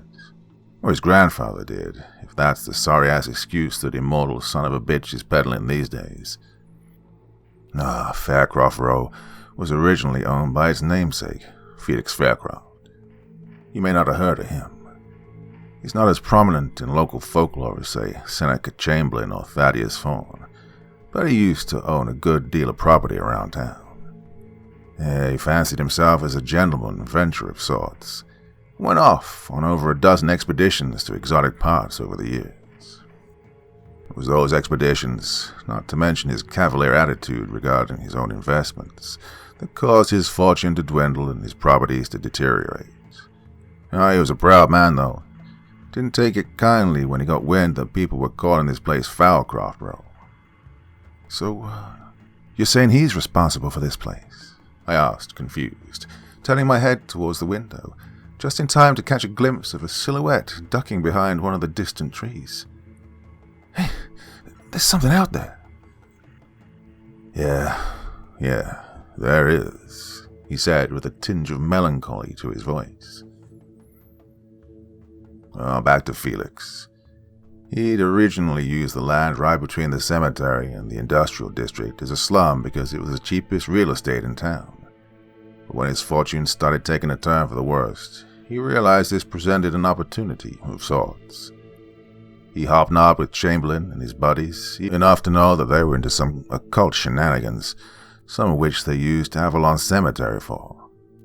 Morgana King, the witch who's supposed to have founded the town, is buried out there or some nonsense like that. I don't know. But Felix, he got it into his head to expand Faircroft Row further out into the cemetery. The opposite of what ended up happening, ironically enough. His thinking was that if the richest men in town wanted to keep it intact, if he just went through the rigmarole of making it look like he was serious about buying some of the cemetery from the city, then Chamberlain would simply make him a counteroffer. Fairly naive of him in retrospect. As he spoke, more of the silhouettes started peeking out from behind the trees. They were still distant, so I couldn't make out much of them in detail, but they looked like shrouded, humanoid forms composed of deep purple storm clouds. The only feature I could make out was a pair of pure white eyes, blinking curiously at the bus as we drove by. I took out my phone to try and take a video of them, but found that either the battery was dead or that the phone was broken altogether. No flash photography, please.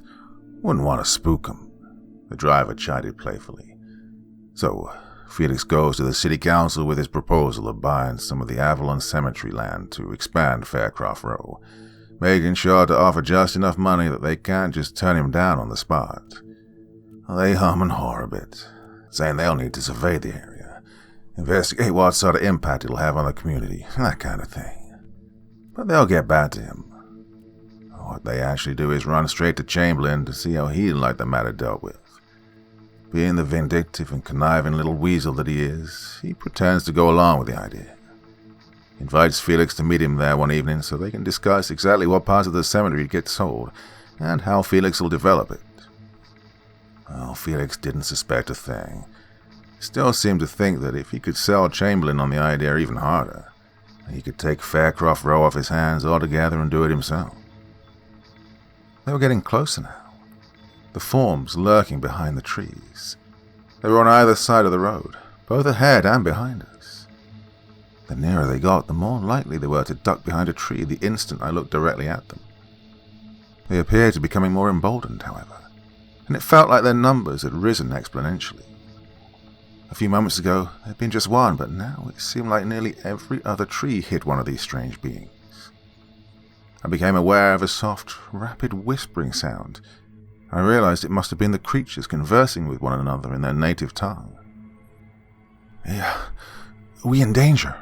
I asked the bus driver as I shifted my gaze between the bus's doors, wondering if they were strong enough to keep the things out. Well, danger or not, I'm going to finish my story, he replied adamantly. When Felix gets to the cemetery, he finds the Chamberlains had a brand new mausoleum built right on the border between the graveyard and Faircroft Row. Enraged and bewildered, he demands to know the meaning of it, but Chamberlain assures him that it will be made clear once he steps inside. Seeing no harm in humoring him, Felix obliges, and that's technically the last anyone ever saw of him, so the story gets a bit more anecdotal from here. Third-hand accounts of people who heard it from people who heard it from Chamberlain, that sort of thing. Chamberlain leads Felix into the mausoleum and tells him that while he's all for this idea of expanding the occupancy of the cemetery, he's not a big fan of the current impoverished residents of Faircraft Row. Well, not to worry, though, as he has an alternative demographic already lined up. So, as dark as it was in that mausoleum, Felix was just able to make out the wide eyes staring back at him. I screamed then, as the creatures rushed out of the forest en masse and threw themselves up against the windows, peering in from both sides with ravenous eyes. I still couldn't make out any other facial features, but could see a faint outline delineating their heads from the hoods. The wind had picked up, and the dead trees started creaking and cracking in its gusts. One broke clean in half and fell in front of us, blocking our path. "What are they?" I screamed, frantically searching for anything I could possibly use as a weapon against such a massive and ethereal horde. The driver put the bus into park and folded his hands into his lap, apparently resigned to our fate. "It's all right. Really, it is," he tried to assuage me. "They're remnants, or at least that's what I like to call them. The whole place is a remnant of a world that's just been slowly fading away. It'd probably have faded into nothing already if it weren't for Chamberlain. He used Felix as a sacrifice to pair this world with ours, stabilizing its decay. Well, don't ask me what he got out of it, but rest assured he didn't do it out of pure benevolence. At first, this created an issue with the remnants occasionally phasing over into the immediate area at night, a problem Chamberlain solved by seizing all of Felix's assets and donating Faircroft Road to the city council to merge with Avalon. Well, the cemetery's closed at night, and an occasional ghost sighting in a cemetery is nothing to worry about. This road we're on now needs to be traveled now and then by someone from our world to help maintain the connection and keep this world from fading away. That same damn tree tries to block the path every time, though, and it's pretty heavy for an old man to move on his own. My eyes went wide with horror as I saw him methodically place his hand on the door lever. "What are you doing?" I demanded. They're not going to hurt us. They want us to make it through. Otherwise they risk their world fading again," the driver explained. "They're just here to protect us from, environmental hazards, let's say. Yeah, they're probably a bit curious, too. If you want, you can open a window, and you'll see they're harmless. But we have to go out there and move that trunk before the weather gets even worse." I looked out at the dozens of remnants surrounding the bus, and the hundreds, if not thousands, in the forest just beyond. They were definitely inquisitive, but nothing they were doing was explicitly hostile. They had enough numbers that they could easily have overturned the bus if they wanted to. I really had no reason to believe or disbelieve the bus driver's explanation for what was happening. But he was right that the fallen trunk needed to be moved if we wanted to get out of there. Reluctantly, I reached for the nearest window and slowly pulled it open. The remnants nearest to the window winced at the sudden movement, taking a step back in surprise. Their frenzied whispers to one another were still utterly unintelligible to me, but at the very least they carried some connotation of wary excitement. One of them was brave enough to take a step back towards me, gently reaching up its nebulous hand in a gesture of congeniality. Hesitantly, I reached my hand out of the window and placed my palm against its. I went right through, my hand feeling nothing but heavy mist and static electricity. The remnant's eyes turned to smiling half-moons, while the rest of its kind gibbered hurriedly amongst themselves. My head reflexively whipped around sharply at the sound of the bus door opening. Let's get to it then," the driver said as his tired, arthritic legs carried him slowly down the short staircase. Taking one last cautious glance at the horde of remnants waiting outside, I chased after him. The remnants cleared a path for the driver as he hobbled towards the fallen tree. Unsure if they would extend the same courtesy to me, I made sure to stay close to him. The remnant with the smiling eyes came closest to us and seemed to be watching us with the greatest interest. Don't you wander off the road, and especially don't lose sight of it, he warned me. These woods are disorienting. If you lose the road, the odds are slim you'll find it again. What was this place? What were these people? I asked, gawking at the desolate world around me in a mix of pity, confusion, and terror. I don't know what they were, just what they are, and that's in need of our help, he replied as we came to a stop by the tree trunk. Don't try to lift it, just roll it enough for us to get by. Bending down with him, I helped roll the tree over, letting out a gasp of shock when I saw a startling human-like face twisted in rage and agony emerging from its decaying bark. Oh God, is that? I began to ask. Felix, yeah. A bit of him's in everything here now, but for some reason this tree in particular is easiest for him to topple over, the driver replied. I don't pay him any mind. He's not too happy about having to be the one to keep this world from fading away. The cost of his freedom would mean letting everyone else here perish. He nodded towards the horde of remnants, who were now all staring at me in anxious anticipation, waiting to see what I'd do. Pausing for only a moment, I bent back down and resumed pushing the tree off the road, as its face grew more and more grotesque and outraged with each roll. When the road was clear, I helped the driver hobble back into the bus, and we were off. The horde of remnants escorted us the rest of the way, but now their overall mood seemed much more jubilant. The wind howled, and the trees groaned under the strain, but no more of them succeeded in blocking our path. Before long, I spotted another overpass up ahead, the first man-made structure other than the road that I'd seen in this place. The remnants all fell behind us now, the one with smiling eyes leading the way and waving goodbye. Not wanting to be rude, I gave a little wave back. When we went under the overpass, the lights flickered again, and when they came back on, we were in Sombermory, somewhere between downtown and the suburbs. Well, here we are, Fox and Fable, last stop, the bus driver announced as he pulled up to the bus stop, looking up into the rearview mirror and giving me an appreciative smile. Thanks for your help. The first time doesn't always go this smoothly. Hey, do you know why I was offered the ticket? I asked, holding it up in the air for him to see. I don't. I'm just the bus driver, he said with a shake of his head. I don't know who assigns the tickets or what their reasoning is, just that I need at least one passenger with me, and that passenger's yet to let me down. He then reached into his pocket, pulling out a small blue and white card. Here you are, one commissary bus pass for your trouble, he said with some embarrassment. I know it's not much, but I appreciate the help. If you ever want to go on another ride down Falcroft Row, just wait at a defunct bus stop after hours with that card, and I'll be there. Things go easier for me when my passenger already knows what's going on, and the remnants seem better-natured too. I can't offer you much in return, other than what else I know. I bit my lip nervously for a moment before gingerly accepting the bus pass. I'll think about it, was my non-committal response. The driver nodded understandably, opening the door to let me off. As the bus drove away, I noticed that its marquee now read, "Out of service," and there was nothing to distinguish it from any other bus in the fleet.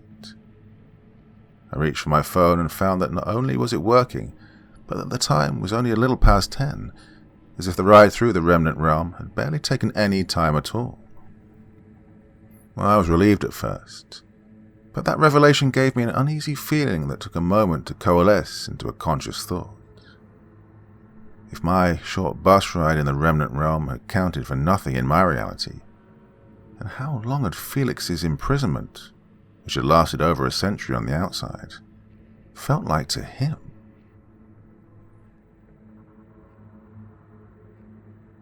The Last Bus by Wound Liquor. The first time I caught the night bus was pure chance. I'd heard the legends, of course, we all had. Urban legends are a big thing where I live. I suspect it's partly because I hail from an unremarkable and frankly dull provincial city and has little else going for it. Kids growing up around here don't have much to do, and so their imaginations tend to run wild, with escapism being all the rage. My friends and I were obsessed with urban legends during our formative years, gobbling up the tales whispered in the playgrounds and later posted by anonymous posters on online forums. We found the legends both frightening and exhilarating, bringing excitement to our otherwise boring lives. It'd be fair to say that I was quite naive back then. Some of my friends were more cynical, but I truly believed them all. The vanishing hitchhiker of Spencer Street, the South Side Troll Man, and the White Lady of Croft Manor were a few of my favorites. Well, my friends and I took on the role of amateur sleuths, investigating every site and searching for any evidence of these legendary cryptids and otherworldly entities. And to my extreme disappointment, we found nothing. No ghosts or ghouls, no monsters, and no signs of anything out of the ordinary. Eventually, I too became cynical, concluding that all such legends were just childish nonsense, and I was wasting my time pursuing them. The last bus was another of the local myths that we'd heard growing up, and I assumed it was bullshit like the others. Well, now I know better. Officially, the last bus out of the city centre leaves at 1:45 from the bus depot on High Street. That's the bus which sensible people catch if they want to get home safely after a night out on the town. The pubs and clubs close at 1 a.m, and the crowds of drunken revelers pile onto the streets, fighting over taxis, queuing up for late-night kebabs, attempting a last-minute hookup, or calling up friends in search of all-night house parties. Well, it's the same chaotic scene every Friday and Saturday night. Usually there are a couple of punch-ups and a few people who will injure themselves by falling over drunk on the pavement. It's all depressingly predictable. The police will be called out, as will the ambulance crews, and eventually the crowds will disperse as an eerie silence returns to the darkened streets. Then we enter the twilight hours when all sensible and law-abiding citizens are at home, safely tucked up in their beds. After hours, the streets are left to the vulnerable, like the homeless with nowhere else to go, forced to seek shelter in shop door fronts, wrapping their cold bodies in old sleeping bags and praying that they make it through the night. And then, there are the predators, the ones that your mother warned you about. The gangs of thugs who patrol the streets, their blood up as they search for a victim to violently attack. And the predatory men who lurk in the shadows, watching for vulnerable women who they can prey upon. On a Monday morning, you'll read the stories in the local newspapers. The homeless man beaten to a pulp. The young girl sexually assaulted in a back alley. Police will open investigations and appeal for witnesses. Sometimes they'll catch the perpetrators, other times they won't. You'll have sympathy for the victims, but secretly feel relieved that it didn't happen to you or somebody you know. But in these cases, the culprits are human monsters, made of flesh and bone, and not the otherworldly fiends I tried to chase. During my cynical years, I believed these human predators were the worst thing out there, that they owned the twilight hours before the dawn. But I was wrong, and now I know the truth. There are far worse things that lurk in the shadows. The first occasion I caught the night bus came during a difficult time for me. I just turned 21 and had split up with my partner of 2 years. Now, looking back, I now see that the breakup was the best thing for both of us, but at the time I was devastated and so angry. My friends had taken me out for a night on the town in the hope it would cheer me up. Nice idea, but unfortunately it didn't quite work out that way. I drank way too much, starting on the beers and moving on to shots of hard liquor. We went to a club where I made several embarrassing and unsuccessful attempts to hook up. As if that wasn't bad enough, I then started a fight with my best friend, throwing a punch at him before I got thrown out of the club by the doorman and foolishly decided to walk the streets alone in a drunken stupor. Somehow I managed to avoid getting beaten up or falling on my face and cracking my head open on the pavement. Instead, I managed to stagger to a bus shelter, not realizing in my inebriated state that the official bus service had finished for the night, and there wouldn't be another one due till morning. I remember laying down to rest on the bench, and I must have passed out, because I woke up several hours later and saw the streets were empty. I was all alone. Or so I thought. My heart almost jumped out of my chest when I saw the old bus driving down the street towards me, emitting black smoke from its exhaust pipe as it came, its noisy engine interrupting the previous quiet. The vehicle was partially illuminated by the streetlights, although I noted with some concern how the lamps flickered as the bus drove by them. The vehicle looked like a throwback from the 1960s, the kind of ancient tin can on wheels you'd expect to see at a classic car show. Unlike the modern vehicles we're used to, those that glide along the street quietly, this old rust bucket rattled along, noisily looking as if it could break down at any moment. But instead it kept coming, driving down the empty road and coming ever closer to my shelter.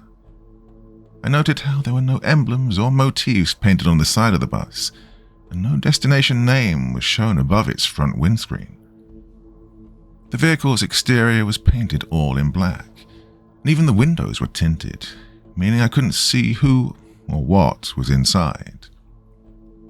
I felt a cold chill run down my spine as I recalled the details I'd heard about the last bus legend, one of those I'd read and studied during my youth. The vehicle I was seeing before me matched the description of the coach in the stories, the phantom bus that appears on an abandoned street in the early hours, offering lifts to the weary and needy. I came close to panic in that moment, wondering whether I was dreaming or suffering from a paranoid delusion. I spent so much of my youth chasing these legends, searching for any evidence that could prove the existence of something outside of our own reality. But now that the truth was staring me in the face, a big part of me wanted to up sticks and run. But I didn't. I don't know whether I was frozen to the spot with fear, or if my curiosity got the better of me, but I held my ground and waited for the bus to come to me. I stood up on my shaking feet as the coach pulled in beside my shelter, and despite the amount of alcohol I'd consumed, I suddenly felt quite sober. It seemed to take forever for the vehicle to park up and for the creaking old door to swing open. When it did, I was confronted by a friendly middle-aged man wearing a neat blue uniform while he sat behind the wheel, driving his bus to an unspecified location. He smiled down at me, his eyes twinkling in an amicable and welcoming fashion. And then he opened his mouth and spoke in a soft, almost fatherly tone, saying, "Good evening, my friend. Are you coming on board?" I'd heard about the enigmatic driver before, but nevertheless his appearance and whole demeanor took me off guard. I struggled to find the words to respond, stuttering my way through my reply. Where will you take me?" I inquired nervously. "Home," the driver responded with a reassuring smile. "I'll take you home eventually. But life isn't about the destination. It's about the journey. Sometimes you need to take a leap of faith. So, what do you say, my young friend?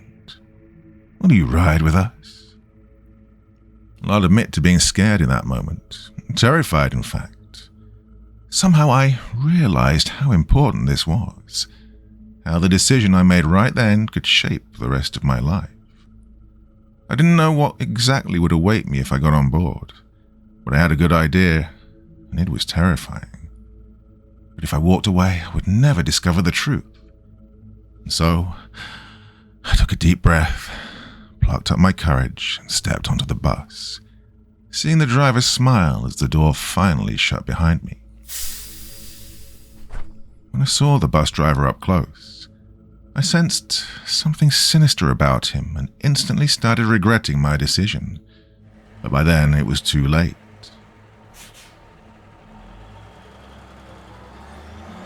That was the first time I rode the night bus. Over the years, I've been on it 3 times in total, living to tell my tale on each occasion. Catching the Phantom bus isn't as easy as you'd imagine. There's no set of rules that you can follow, and no set time or location. I don't know whether it's sheer chance or if the bus itself chooses its passengers. I have, however, been able to piece together common threads, using both my own experiences and those of others who've made the journey. We have an online forum which we use to tell our stories and exchange information. It's an issue of safety as much as anything else.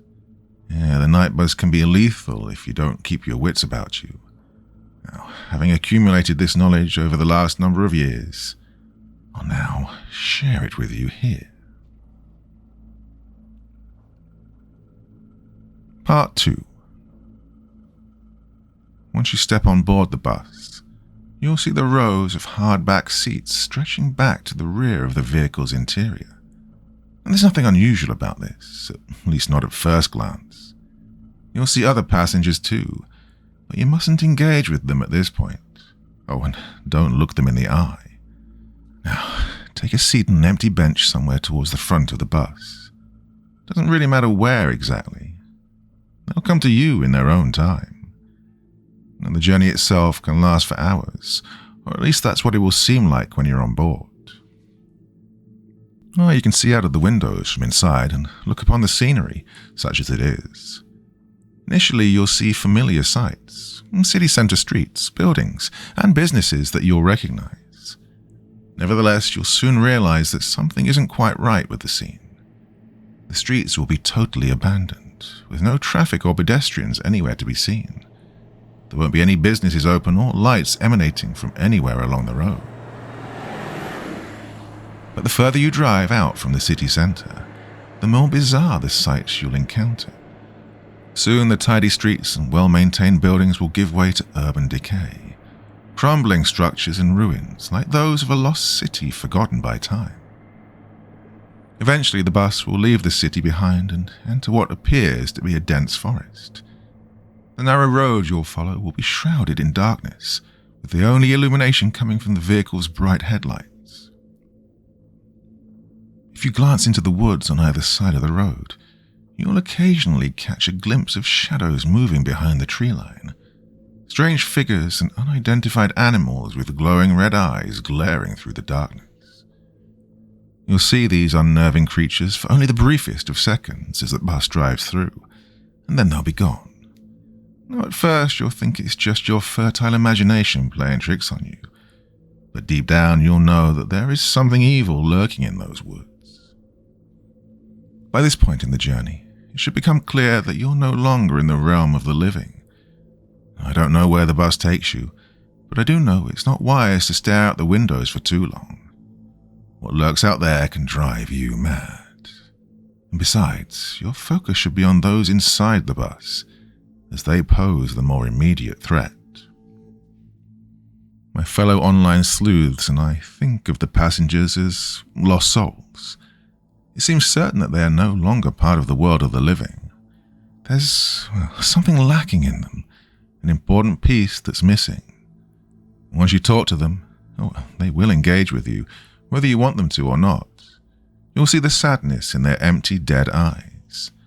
They want to latch onto you because you have what they want: life.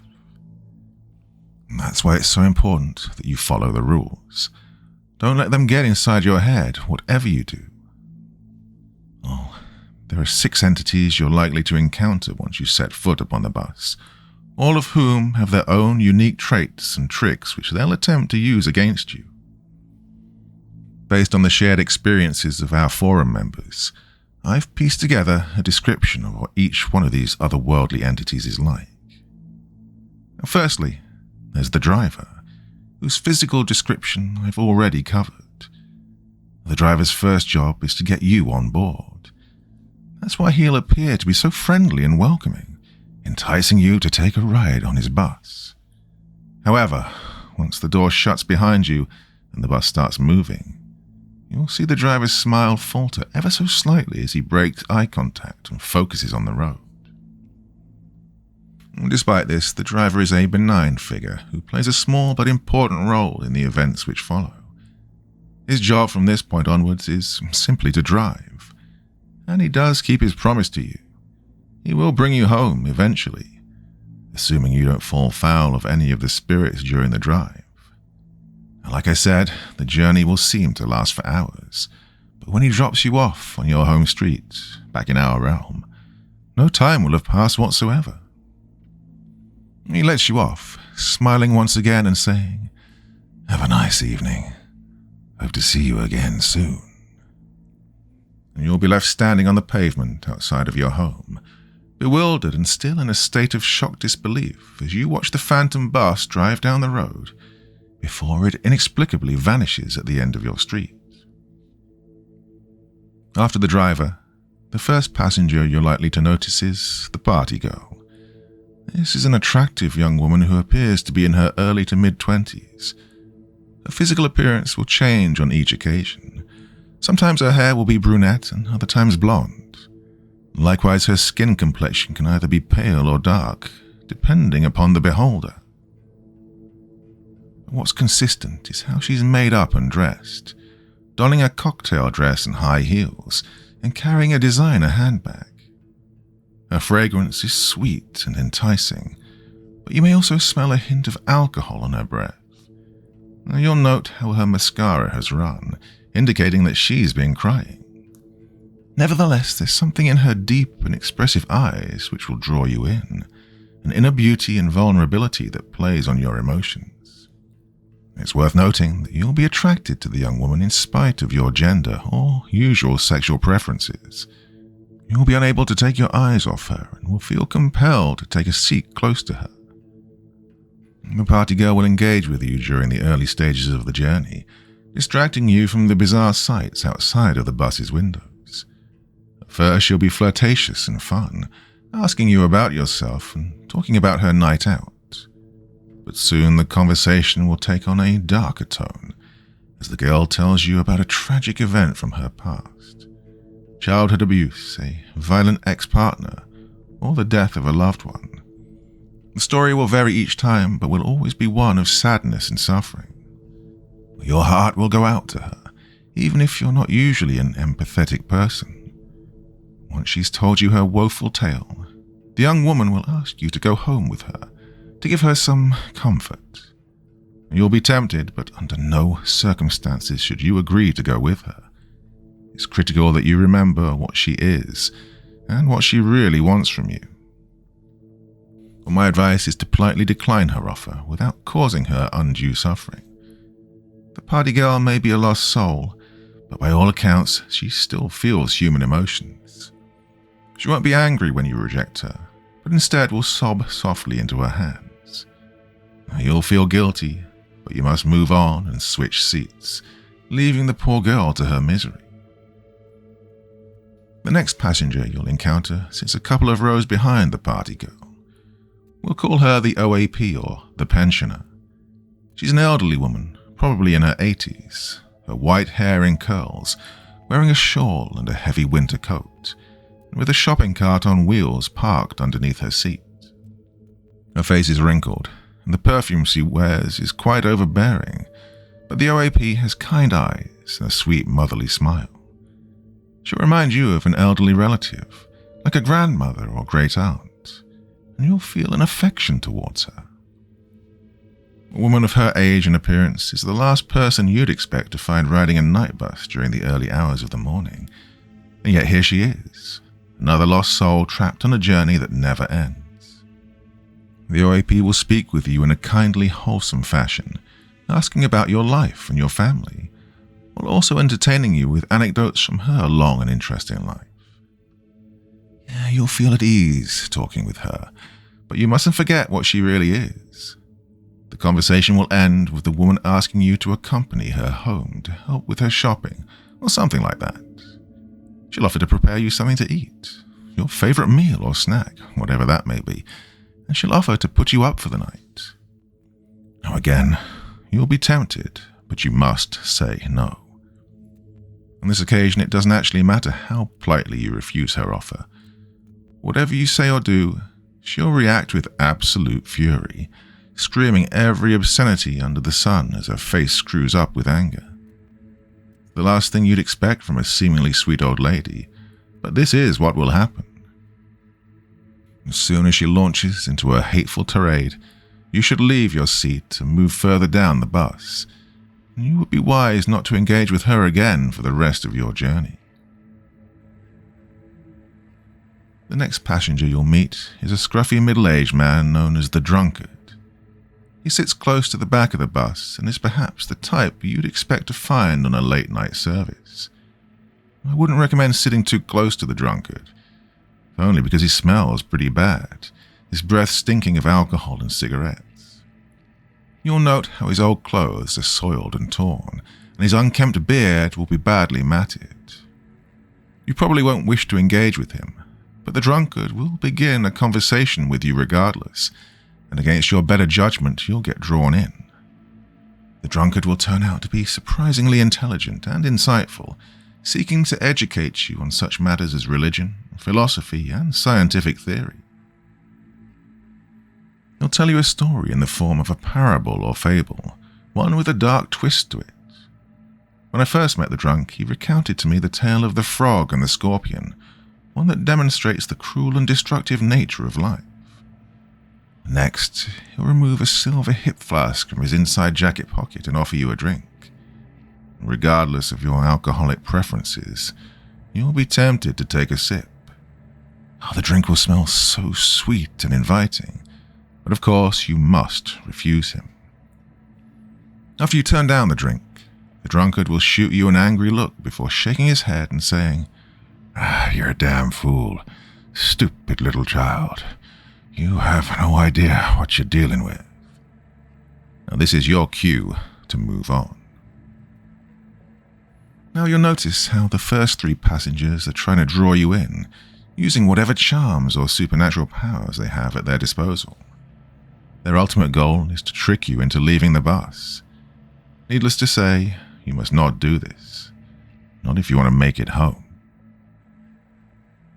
Nobody knows what exactly happens to those who fall into one of their traps.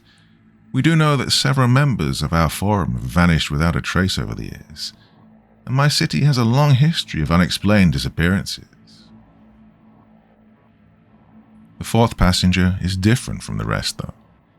He's a young male who sits on the back row while listening to headphones linked up to an 80s-style Walkman. We call him Headphones Guy, and it seems all he does is listen to music, his eyes closed as he taps his foot to the beat. The Headphones Guy will not attempt to engage with you or even acknowledge your presence. That's not to say he isn't dangerous, however. There was a member of our group who had a run-in with the guy, and to be fair, it wasn't unprovoked. Feeling bold, my friend got right up in the passenger's face, waving his hands and clicking his fingers in an attempt to gain the spirit's attention. When this failed, he foolishly grabbed the guy's headphones, physically pulling them off his head. Predictably, Headphones Guy didn't react well to this violation. In an instant, he jumped up from his chair, lashing out with his fist and knocking his assailant down with one punch. My friend remembers a sharp, intense pain in the back of his head before he blacked out. The next thing he remembers is waking up in his own bed the next morning with a broken nose and a nasty gash on the back of his head. He also found a note in his jeans pocket, crudely written on the back of an old bus ticket in what looked like dried blood, and it read, "Do that again, and I'll rip your fucking head off." Unsurprisingly, my friend never rode the night bus again. I don't know what the deal with Headphones Guy is. My advice is to leave him well alone. So, at this point you're probably wondering why one would wish to catch the night bus at all, given how you'll be transported to a terrifying alternative reality and encounter otherworldly spirits who wish to trap you there. Well, the short answer is that no sane person would, bar a handful of crazed urban adventurers and amateur paranormal investigators such as myself. Most of those who've boarded the Phantom Coach have done so by accident, not realizing what they were getting themselves into until it was too late. Most of those who ride the night bus once have no inclination to do so again. But those of us who do seek out the phantom coach for a second, third, or in my case, fourth occasion, well, we all have our reasons. Part 3. One reason above all others, in fact, is that we want to see the Harbinger and ask him our one permitted question. I'll regret my first ride on the bus for the rest of my days. Although I was drunk, I had enough wits about me to see off the various tricks used by the ghouls, but I wasn't prepared for him. The Harbinger is the only passenger who isn't already riding on the bus when you first get on.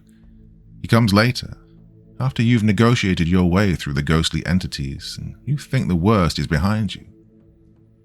The first thing you'll notice is the burning cross mounted on top of the darkened hillside, overlooking the road on the left-hand side. I remember the first time I saw that foreboding symbol and the immense fear I felt, as I knew something bad was coming. A moment after I spotted the cross, I was shocked to see the bus was slowing down, pulling over to the side of the road and parking up in a lay-by. Next, the driver operated the swing door at the front of the bus, opening it to whatever lay on the other side. The terror almost overwhelmed me as I thought of the horrors that lurked within the Shadowlands, of the creatures and demons hiding in the haunted woods and hillsides. I recall looking to the other passengers, somehow hoping these devious spirits would offer me some protection from whatever was coming. But instead their heads were down, as they all maintained a solemn silence.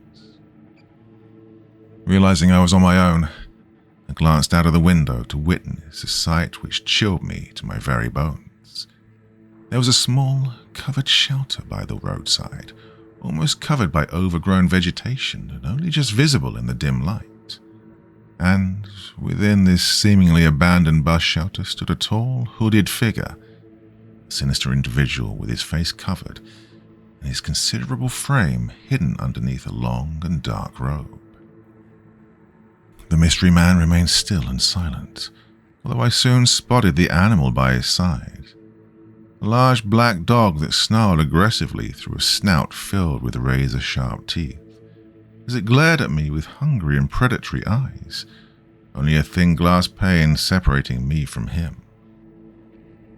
Oh, I imagined the hound breaking loose, ascending the steps and charging down the aisle, before burying its razor-sharp fangs into my soft flesh. Thankfully, the dog's master retained control of his beast, although I was far from out of danger. I also noticed how hot and stifling it suddenly became, as an almost unbearable wave of heat hit me. Meanwhile, the bus remained parked for what seemed like an eternity, its door ajar as the driver awaited to see whether his passenger would get on. Now, I've since learned that the hooded figure we call the Harbinger will do one of two things at this point. Either he'll remain rooted to the spot until eventually the driver will say something like, "Well, not tonight then," before he closes the door and drives on. And from what I've been able to gather from both my own experiences and those of my contemporaries, this is what happens most of the time. 2 times out of 3, the Harbinger won't step out from the bus shelter, and that'll be the end of it. But sometimes he will step forward, marching through the mud in his heavy boots while dragging his hellhound along on a leash, and he'll come on board the bus, prompting the driver to say, "Good evening, sir. I trust you'll have a pleasant journey." The Harbinger will not answer, instead gliding down the aisle with his faithful mutt following him behind. He'll take a seat near the front of the bus, pulling down his hood to reveal what lies underneath. Well, to this day I can't fully explain what I saw in that terrifying moment. It seemed like there was only a dark void where his face should be, with 2 burning orbs instead of eyes. He had no mouth that I could see, and so by rights he shouldn't have been able to speak. And yet he did, calling out to me in a booming godlike voice which echoed through the hollow interior of the bus. "Come to me, mortal child," he ordered. "Come sit with me so we may speak." As you can imagine, I was utterly terrified in this moment, so much so that I thought I might pass out.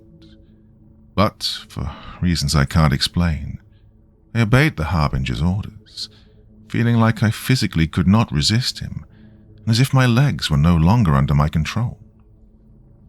I remember looking to the other passengers as I walked down the aisle, hoping that one of them could help me. But each of the four kept their heads down as they muttered in unison, reciting a prayer in a language I could not understand. It became obvious that the Harbinger held power over these lost souls, and they were all trapped under his spell. Perhaps they were once like us, falling victim to the phantom bus and the Harbinger's godlike powers. In any event, they offered me no assistance in that fateful moment, and I soon realized I was completely at the Harbinger's mercy. I involuntarily took a seat in the road directly behind the Harbinger, his head turned in an unnatural way to face me, as his dog snarled aggressively in my direction, but thankfully resisted the urge to bite me in the leg. I can't really describe how the Harbinger smelt, other than to say he stank of death. The fiery orbs he had instead of eyes stared right at me. I couldn't look away, no matter how much I tried. I felt like I was on fire, my soul burning under his hateful glare. In my state of abject terror, I imagined what this monster might do to me. I reckoned he could kill me with ease, but this was the least of my fears. Instead, I believed I may become like the others, another anonymous lost soul, riding this damned bus for all eternity. In any event, I was powerless to do anything in that moment other than remain frozen to my seat, waiting for the Harbinger to speak. Despite his absence of eyes, somehow I could tell he was looking down on me, that he considered me with total contempt, like I was something he'd stepped in. To this day, I don't know whether he was speaking out loud or if his booming voice was only in my head. Either way, I found myself totally transfixed as he spoke his words. "I see another mere mortal has found its way into my realm," he began. I assumed he was referring to me. "I confess to having little time for your contemptible and weak race. Nevertheless, I must respect the bravery of the odd individuals such as yourself. Not many have the courage to come to this dark place. For this reason, I will grant you safe passage, and I will answer you one question. Ask me what you will, mere mortal, and I will impart to you my infinite knowledge." Now, this is a moment I've replayed over and over again in my mind over the years. I literally could have asked the Harbinger anything. The winning lottery numbers, who killed JFK, the meaning of life. He sees and knows everything, and the possibilities are limitless. One of the guys on our forum asked the Harbinger how he would die, and was told that his vices would kill him within 6 months. Well, this guy was an addict, but he laughed off the Harbinger's warning and continued using. 6 months later, he was dead from an overdose. And then there's a young woman who, at the time of her encounter with the Harbinger, was stuck in an abusive and controlling relationship. She asked the entity what would happen if she stayed with her asshole boyfriend. Well, she was told that her life would end unless she broke off the relationship. This proved to be the motivation she needed to leave him, and about a year later, the bastard was arrested for murdering another girl and ultimately sentenced to life in prison. But, of course, I didn't know any of this at the time. I felt nothing but pure terror as I sat frozen to my seat, quaking in my boots as the Harbinger glared down upon me with disgust. In that chilling moment, I could only think of one question to ask, which I stuttered out from my trembling lips. "What are you?" I swore I could hear the creature scoff with contempt before he gave his answer. "Ah, my poor child," he bellowed. "Alas, you humans will never fully comprehend what I am and what I represent. Nevertheless, I owe you an answer, and so I shall explain in the simplest of terms. and the past, the present, and the future. I see all from where I stand, and yet I have sworn not to intervene in the mortal realm." He paused momentarily, turning his burning orbs towards the darkened landscape outside the window. "This world you see before me is my kingdom, my domain. I offer sanctuary to those who have nowhere else to go, giving a home to those lost souls trapped between the mortal and eternal realms. Perhaps you will come here one day and become a permanent resident of my dark realm, or perhaps not. You could have inquired after your ultimate fate, of course, but you chose not to do so. But I have answered your one permitted question and fulfilled my obligation. And now, my child, I will bid you farewell." With that, he rose from his chair and summoned his hound, gliding down the aisle as he made for the exit. Well, I was flabbergasted and in a state of shock. I still had so many questions to ask, and I opened my mouth without thinking. "Wait," I called after him, instantly regretting my decision to speak. The harbinger turned sharply, his orb-like eyes burning ever fiercer, his hound growling as it bared its sharp teeth, pulling on its lead as it tried to get at me. When the harbinger spoke again, his tone became angry and threatening. "Heed my warning, you damn fool. I have tolerated your presence in my realm thus far, but do not test my patience. I can inflict pain upon you which goes beyond your worst nightmares, and I will not hesitate to do so if you break my rules again." I felt all the blood drain from my face, and my whole body shook uncontrollably as sheer terror overcame me. And needless to say, I did not utter another word. Instead, I watched on in shocked awe as the harbinger glided down the aisle, dragging his snarling hellhound with him. The driver brought the bus to a slow halt to allow the godlike creature to disembark. I began to feel pangs of relief as I thought my ordeal was nearly over. But there was one last twist to this macabre episode. As the harbinger stepped off the coach, my fellow passengers suddenly shot up from their seats, all simultaneously turning in my direction. To my horror, I saw how their eyes had turned jet black and their mouths were open wide, revealing gaping black holes. It seemed like they were all trying to scream, and yet no sound was emitted. And then I saw what was lurking in the darkened woods on either side of the road. Hundreds of fiery red eyes emerging from the tree line, belonging to unholy beasts that howled like wolves in the night, every one focused upon our bus.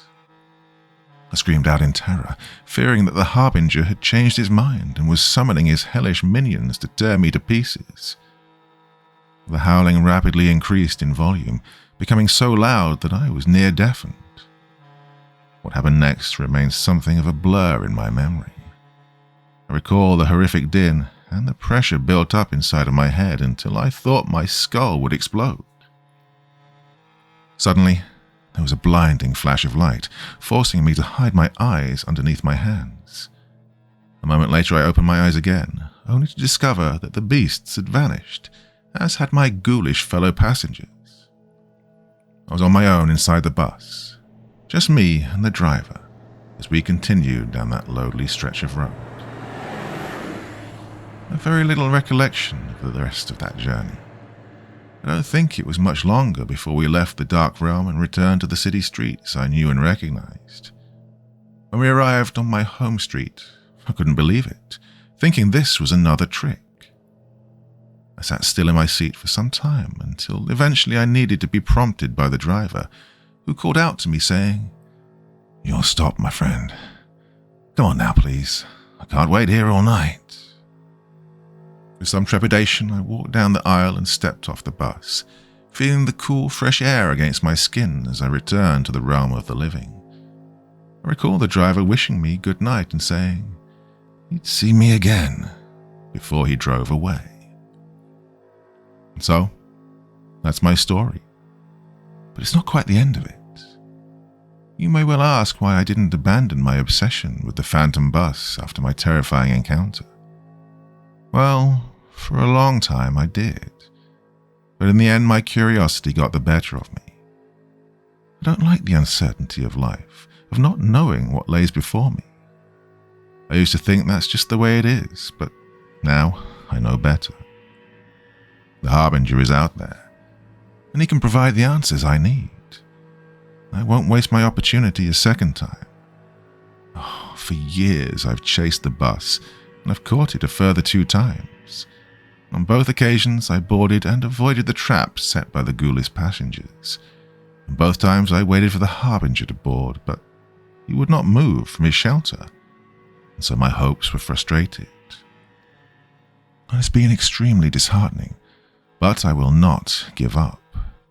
Tonight I'll seek out the bus once again, and I'll keep doing so until the Harbinger answers my call. I know the risks. One night I may board the phantom coach and never make it home, but nevertheless I need to do this. I must know the truth, no matter what the cost. Now, if you'll excuse me, I have a bus to catch.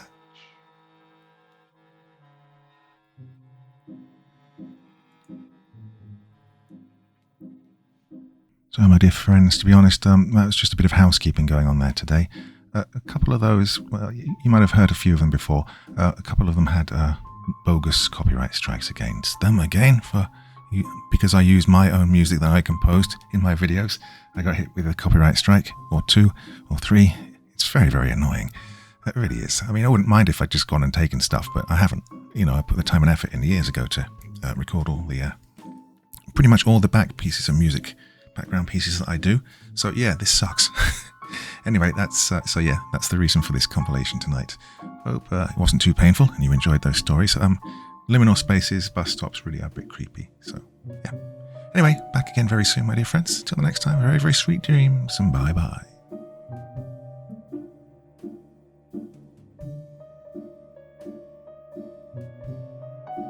Thank you so much for taking the time to listen to this story today. Really means a lot to me and to the author of the story, of course.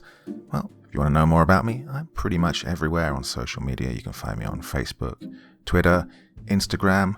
You can download my music on SoundCloud. I've got a Patreon if you feel like. Throw me $1 or 2. Very much appreciated. And of course, on Reddit, I have a place where you can leave stories if you want me to read one that you've written. Well, hoping to see you all again very soon. Till then, sweet dreams, and bye-bye.